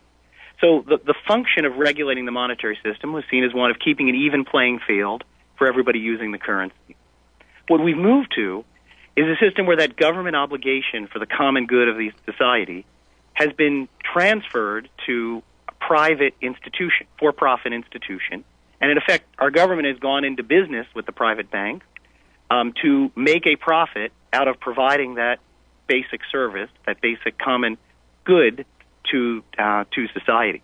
I don't know, to the extent your listeners may or may not be aware, the Federal Reserve is owned in a joint arrangement by the federal government and private commercial banks that are supposedly regulated by the Federal Reserve. And every year, at the end of the year, they share the profits that the Federal Reserve has made by charging people for providing the currency. A few years ago, there were some statistics in the research, the book I'm publishing, about $700 million the federal government collected. Other millions of dollars collected by private banks. So you're right that this country in the very beginning days had a very strong reaction to this move in England at the time and said, no, money and its regulation in terms of its fairness should be hands of the government. Private banks, if they want to exist, should make their own way and make their own profit. But we've basically taken the government monopoly power to say, if you owe money and someone offers to pay in this form of currency, you must accept it, so-called legal tender rule. And they've used it to make a profit with private banks, all under the guise that the banks are being regulated by an entity they control, the Federal Reserve. And, of course, we know the Federal Reserve is under the control of no government agency. Alan Greenspan is actually on videotape saying that the Federal Reserve is answerable to no federal government agency. They have become a law very much unto themselves. And looking back at the Federal Reserve Act, which happened just about 100 years ago now, transferring the money creation authority to that private bank, it should have required a constitutional amendment to do so. So I think the case could definitely be made that the Federal Reserve is unconstitutional. And we already know the U.S. Congress at any time can vote to rescind the charter. But as you say, the government itself is profiting handsomely from the people by being in partnership with this private central bank. And so we're not expecting anybody in Congress other than Ron Paul, who was always a very vocal critic of the Federal Reserve and wanted a complete audit of just how much money, how much wealth they've looted from the American people. But for the most part, Congress goes along with it. They own shares in these banks and Wall Street financial firms, and they are inevitably always going to vote with their own wallets first, which we saw back when TARP was passed. They were protecting their own investment portfolios on the backs of the American people. But again, it is very obvious. I understand in a free economy that people may choose to enter into an arrangement where they're going to borrow so much gold, silver, cattle, rice, whatever, and then pay it back with a little additional. The Islamic model is a loan plus a flat fee. And but when you have an entire national economy running this way, where people have no choice but to use money borrowed at usury from the Federal Reserve merely to carry out their daily commerce, that is obviously a system that cannot last forever. And I think even Albert Keynes, when he was sort of challenged on the fact that this system had to collapse eventually, his answer was more or less to the effect of, well, we're going to be dead by then, so it's not our problem to solve. No, exactly. I agree with you completely. That there really is no choice. If you live in the country, if you want to buy anything, you're caught in the system. Which actually led, there was a figure in the early to mid 20th century, Bernard Dempsey, who was a Harvard-trained economist as well as a moral theologian, and what he observed about the 20th century, he said the problem with usury is it's moved from a problem of injustice created or committed by one person against another, where we can say, you've just broken the law, we're going to put you in jail or fine you, to institutionalized. The usury becomes so institutionalized that you can't find who's doing it because everyone is caught in the system, and therefore you make it so big, a new kind of too big to fail. We got to take a break. I'm sorry to cut you off. We got to take a break for commercials. We'll be right back. And aloha, America. Welcome back to the show. We're talking with Brian McCall, law professor at the University of Oklahoma. We're discussing the history of usury and how it inevitably becomes destructive of the society, especially when implemented as a national policy for money creation. Now, when we went to the break, you were talking about how in old days when it was a single lender practicing usury, you could point to them and say, this gentleman is cheating people and behaving badly. But when it becomes institutionalized and everybody's doing it, people don't see it as necessarily evil. They're blind to it because, again, everybody's doing it. It must be the normal way things are being done. Exactly, and I was saying this. Bernard Dempsey, who pointed this out in the 20s and 30s, shortly after the Federal Reserve came on the scene, and more or less predicted we'd be where we are, that it would become so institutionalized we couldn't see it until it had absorbed our whole system, basically. And interestingly, another interesting legal part of this is how we got to this, how we got to this system. As you'll recall, the early republic, the first states, every state had laws restraining usury, lending at usury to consumers. And we've now come to a system where virtually no regulation at all. And it didn't happen by the states deciding to amend their legislation. The banks tried that at first, and a handful of states were willing to do that, but it wasn't working. It was just one or two states. And so instead of allowing the legislative process of the states to play out, they went to the federal government and said, you have got to help us here because we can't make as much money as we would otherwise. And so the federal government, through a series of Supreme Court decisions, federal statutes, preempted all the state laws. So although somewhere about 40 states in the nation, if you looked at their laws, they're going to have laws against usury. They're utterly ineffective because the federal government exempts out of them anybody who actually might practice usury. They went so far as the state of Arkansas saw what was going on and adopted a constitutional amendment to their state prohibiting usury. The federal government, the Congress, then passed a single law, said we're preempting the state of Arkansas's constitution. We're throwing it away. Now, they didn't actually say it that way. They treated it in a very ambiguous way, saying any state which has a provision stating this, XYZ, so they didn't actually name what they were doing. They just overturned the state of Arkansas's constitution that the voters of Arkansas had overwhelmingly approved. And so the story of how we got here has this really other interesting political dimension, that it was just an imposed regime from the federal government to prevent state laws which had existed since the founding of the country from continuing to operate. We're starting to see, again, the same thing with these states that are trying to pass Second Amendment preservation acts or various other anti-gun grabber, pro-gun rights laws, and the federal government is already making noises that they're simply going to overrule them and supersede them and provoke a states' rights confrontation. The idea that consumers were protected against usury sounds like a really good idea. We're almost in the inverse situation where you're basically told that if you don't have a credit rating, you can't function in society, that you're supposed to do everything with plastic cards, even the so-called prepaid cards, which is basically just you give them your cash, they give you your cash back, less a small fee. We almost see this social meme coming out of the corporate media, Hollywood TV shows, that people who handle cash are somehow lower class, that they're equated with criminals and drug dealers. And they're really pushing this whole cashless society where the banks are going to get a piece of the action off of everything you do because of that card. And all of it, as you say, it's always accruing interest. And we're at that point right now where I've mentioned this before.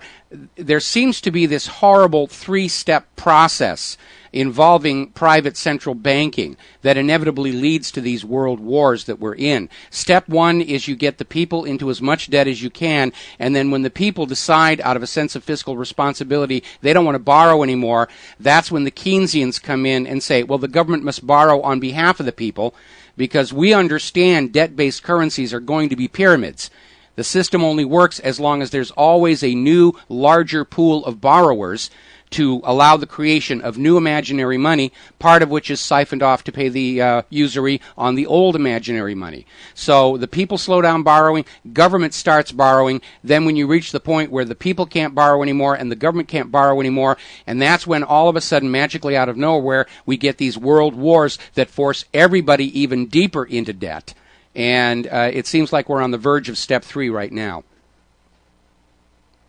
Well, we certainly may well be, as if history continues to repeat itself on the cycle you described. Well, that's the problem with history, of course, is that it does repeat itself.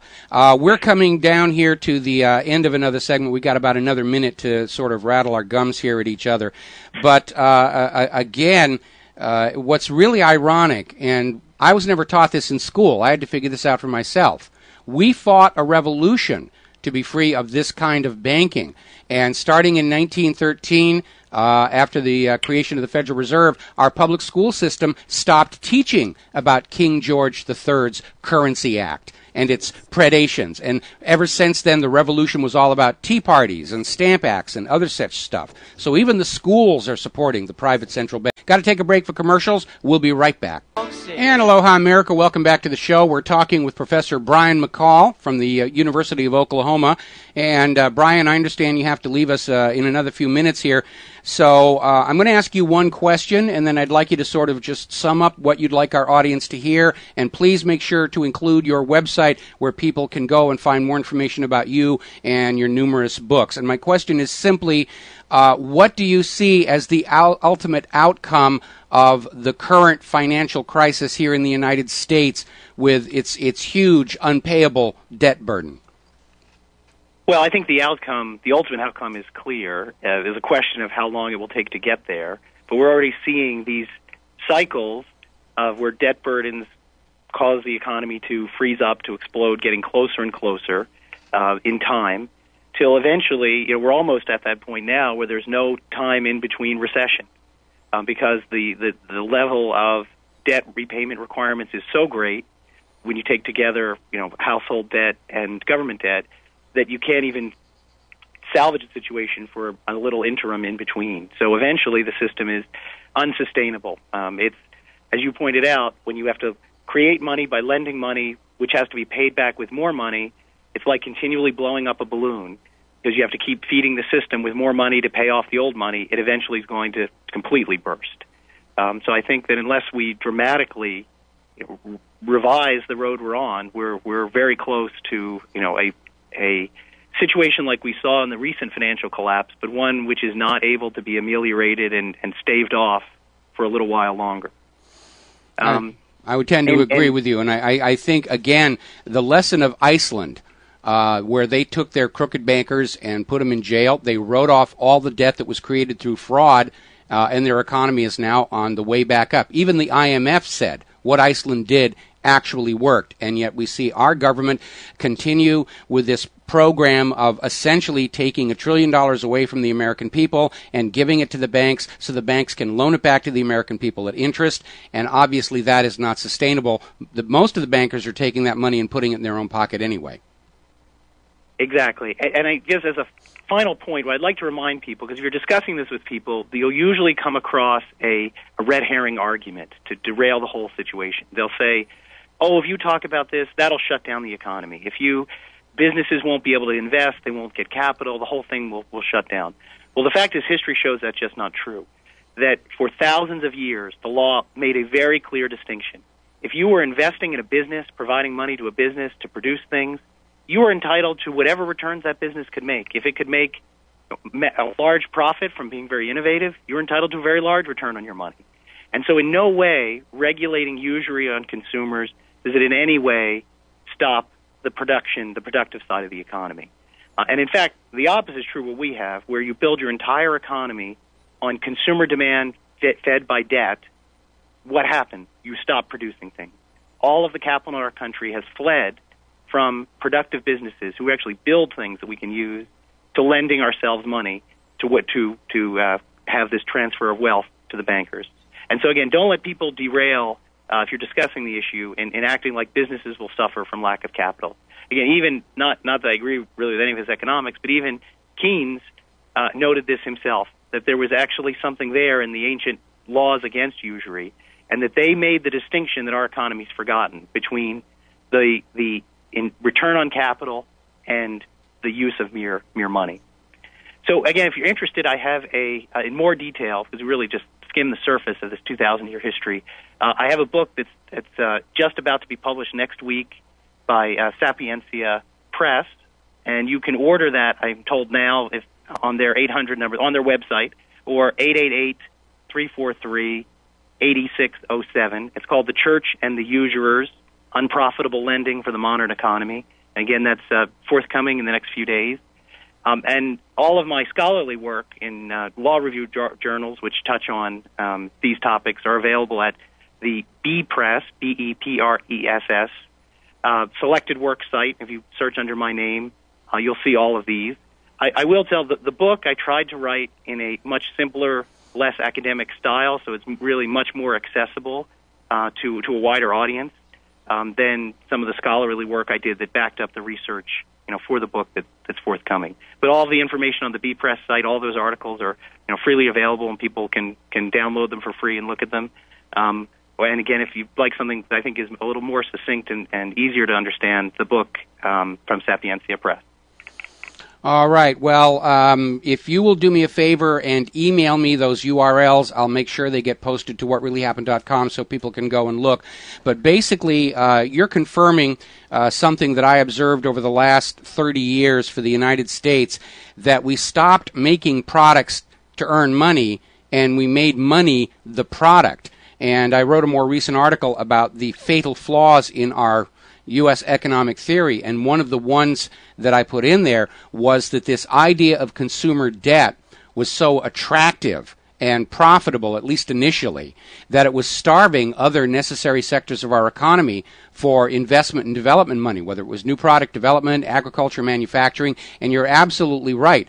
This idea of trying to grow wealthy by loaning each other money at usury has so dominated our economy that it's completely out of balance, and other essential sectors of the economy are dying on the vine for it. I think that's the reason probably that Putin recently moved to take control of Russia's central bank, which is why we're hearing all this bad talking about him now, in order to make sure that money was flowing to all levels of and all sectors of the Russian economy, because that's how you keep the economy healthy.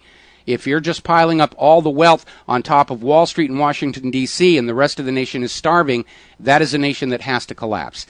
Anyway, Professor McCall, thank you very much. You've added a lot of information I had not heard before. And again, send me those URLs, and I'll make sure they're linked to the front page of my website.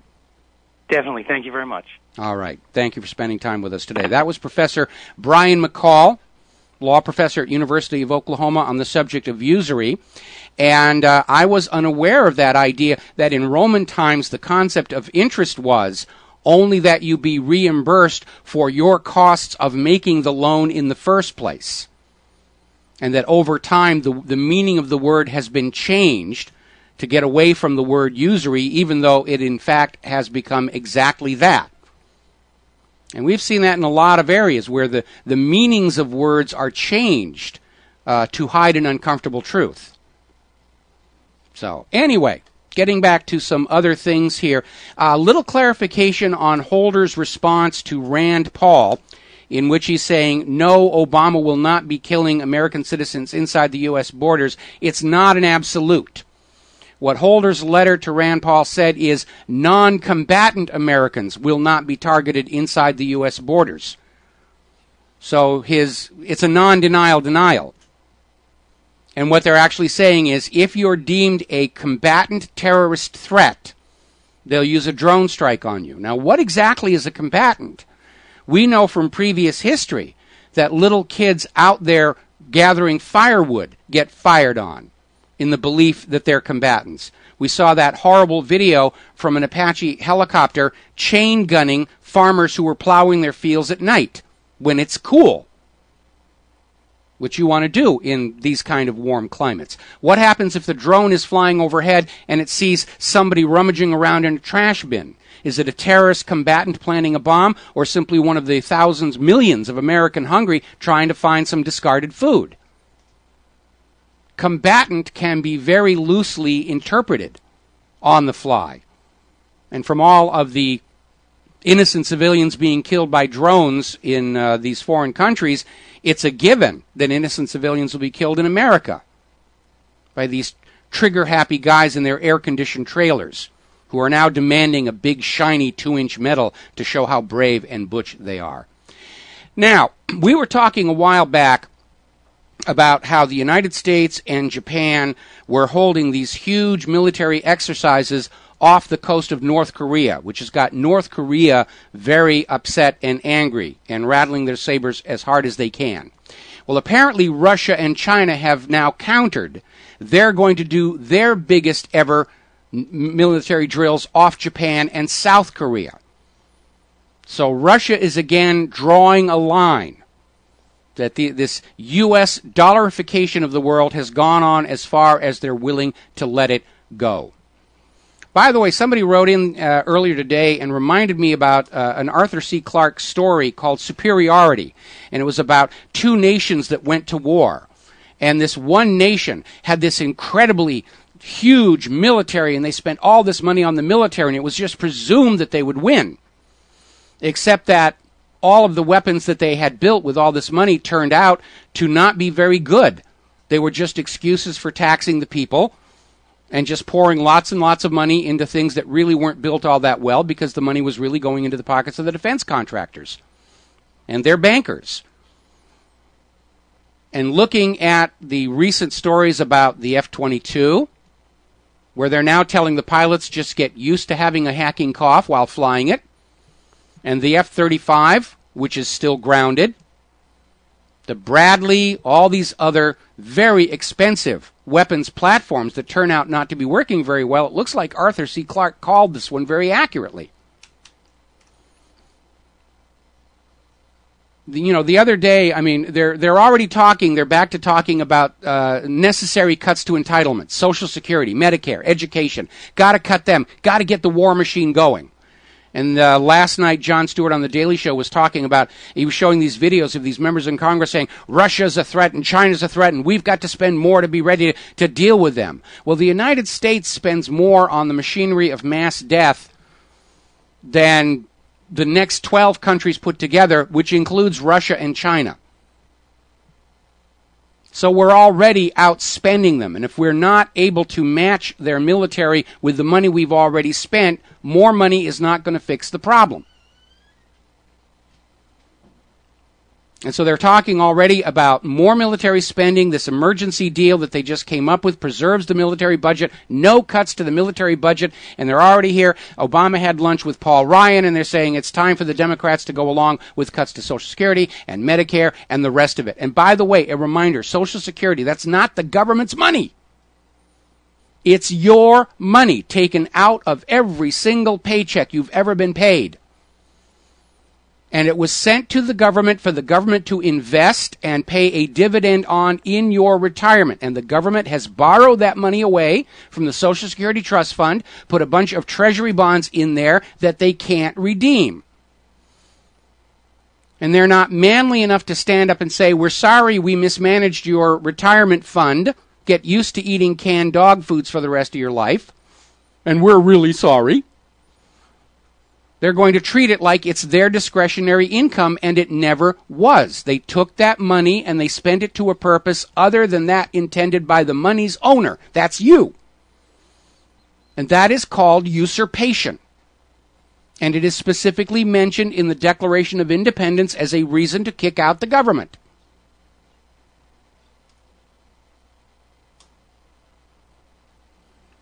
Now, apparently next Tuesday, the European Union, unable to do anything about their crashing economy and taking a political lesson from New York's Mayor Bloomberg to find a distraction, they're going to vote to ban all pornography in the media.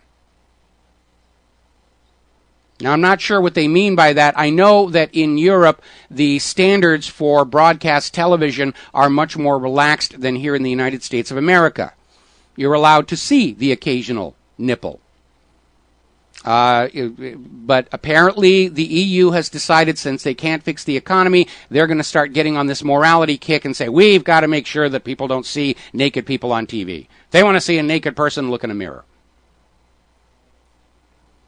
Now, there's an interesting story here in Hawaii, because the Hawaii State Senate yesterday passed the Steven Tyler Act, which was legislation that Steven Tyler of Aerosmith lobbied for. We have a lot of celebrities who live here in Hawaii, and they're very tired of being chased around by the paparazzi. And the paparazzi was screaming, free speech, free speech, free speech. But the law specifically says private property. It's a violation to take pictures and videos and other unauthorized recordings of celebrities and public officials when they're on their own private property. Now, my original concern about this blanket law, thou shalt not photograph X, is that it would be quickly applied to thou shalt not photograph Y, with Y being the police clubbing an Occupy protester on Alamana Boulevard. But they didn't go that far. They said private property is private, and I agree with that. The First Amendment does not grant you a right to take pictures and videos on private property. Privacy on your own property is protected by the Bill of Rights, not just from the government, but from other citizens as well. Now, celebrities know and expect when they're out in public, they'll have their pictures taken. People will want to see them. It comes with the job. Some celebrities love the attention. Others do not. But they all understand that the public that wants to see them in real life is buying the theater tickets, the DVDs, and the cable subscriptions, and you alienate them at great risk to your industry bankability. Some celebrities, as their star starts to fade, actively seek out the paparazzi for some attention. And while we may rightly condemn and ban paparazzi intrusions into the private lives of celebrity, the real problem, I think, is with the people who buy those tabloid magazines at the supermarket checkout lines, who seem desperate to take a peek into the private lives of the stars. And I suspect these consumers of the tabloids are people whose own lives are rather empty, and they dream of having been part of Hollywood glamour. And by peeking past the doors and curtains of the celebrities, they somehow imagine they're now insiders, because they can go off to their cocktail parties and say, oh, did you hear what star thus and such has done? And of course, that idea of being an insider is an illusion, one of which the publishers of these tabloids are profiting handsomely from. So I'm in full agreement with this law. Out in public, yeah, you have no expectation of privacy. In your own home, in your backyard, yeah, I do think it's inappropriate for the paparazzi to be sticking their telephoto lenses over the top of the fence and catching you as you're sunbathing topless. And so I absolutely agree with this law, and I am absolutely delighted that they delineated between private space and public space, so that this law could not be misapplied to prevent people from taking pictures of police in less than Bill of Rights activities. We're going to take a break for commercials. Be right back. And aloha, America. Welcome back to the show here. And apparently over in Italy, Silvio Berlusconi has been sentenced to 1 year in jail over a leaked wiretap connected to a banking scandal back in 2006. Now, it doesn't look like he's ever actually going to get the perp walk, because under Italian law, he doesn't have to serve his time until the appeals process is completed. And by the time the appeals process gets cranked up, the Italian statute of limitations on the crime will have expired. Now, it's a little different system here in the U.S. If the statute of limitations has expired, you can't be arrested for a crime, but once you're arrested, the statute of limitations goes away. But apparently in Italy, the law is that even if you've been arrested and tried and convicted, once the statute of limitations runs out, then the sentence is called off. So, again, the rich just sort of get away with these things. Meanwhile, over in one of Italy's towns, like they don't have enough problems here, the Italian mayor has cut off all internet access for council workers after discovering that the city workers, these taxpayer-funded workers, were watching online porn for up to 6 hours every working day. And even worse, because the building's Wi-Fi was not secure, locals were just standing outside with their laptop downloading free internet pornography. Oh, those gosh darned Italians here. Anyway, you're probably aware that BPA, bisphenol, is toxic, and there's been a big BPA-free campaign. Manufacturers have now changed chemicals from BPA to BPS in order to claim that they're BPA-free. The problem is BPS is just as toxic. And they're just scamming you again. You can use our cans and our containers. They're BPA-free. They're just loaded with BPS. Anyway, up in Washington State, the governor is saying that there is no way to stop these multiple leaks at the new U.S. nuclear waste disposal site. It will take years to dig up and remove the radioactive sludge from these leaking tanks at Hanford. And, of course, during all that time, it can seep down into the groundwater. You can get a plume of contaminated radioactive water moving downstream. It's a horrible, horrible nuclear accident, and it underscores the fact that all of this nuclear technology, power stations, bombs, and weapons was rushed through for immediate political and financial gain, and nobody was really concerned with the long-term consequences. Same thing with depleted uranium. Oh, we've got a lot of it. It makes a great bullet. Let's use it. We don't care about what happens to all the people who have to live on that radioactivity for the next several generations. Depleted uranium, by the way, has a half-life of 4.5 billion years. It's the gift that keeps on giving. It's triggered an epidemic of severe birth abnormalities in the children of our returning veterans. What a horrible price to pay for national service. That's it for our show. Going to be back here tomorrow, Friday, with Claire, here on the Republic Broadcasting Network. Until then, stay safe, stay well, stay angry, stay informed, make good choices. Share what you know with who you know. Please support Republic Broadcasting. Go to Republic Trading Group for gold and silver, and Aloha America.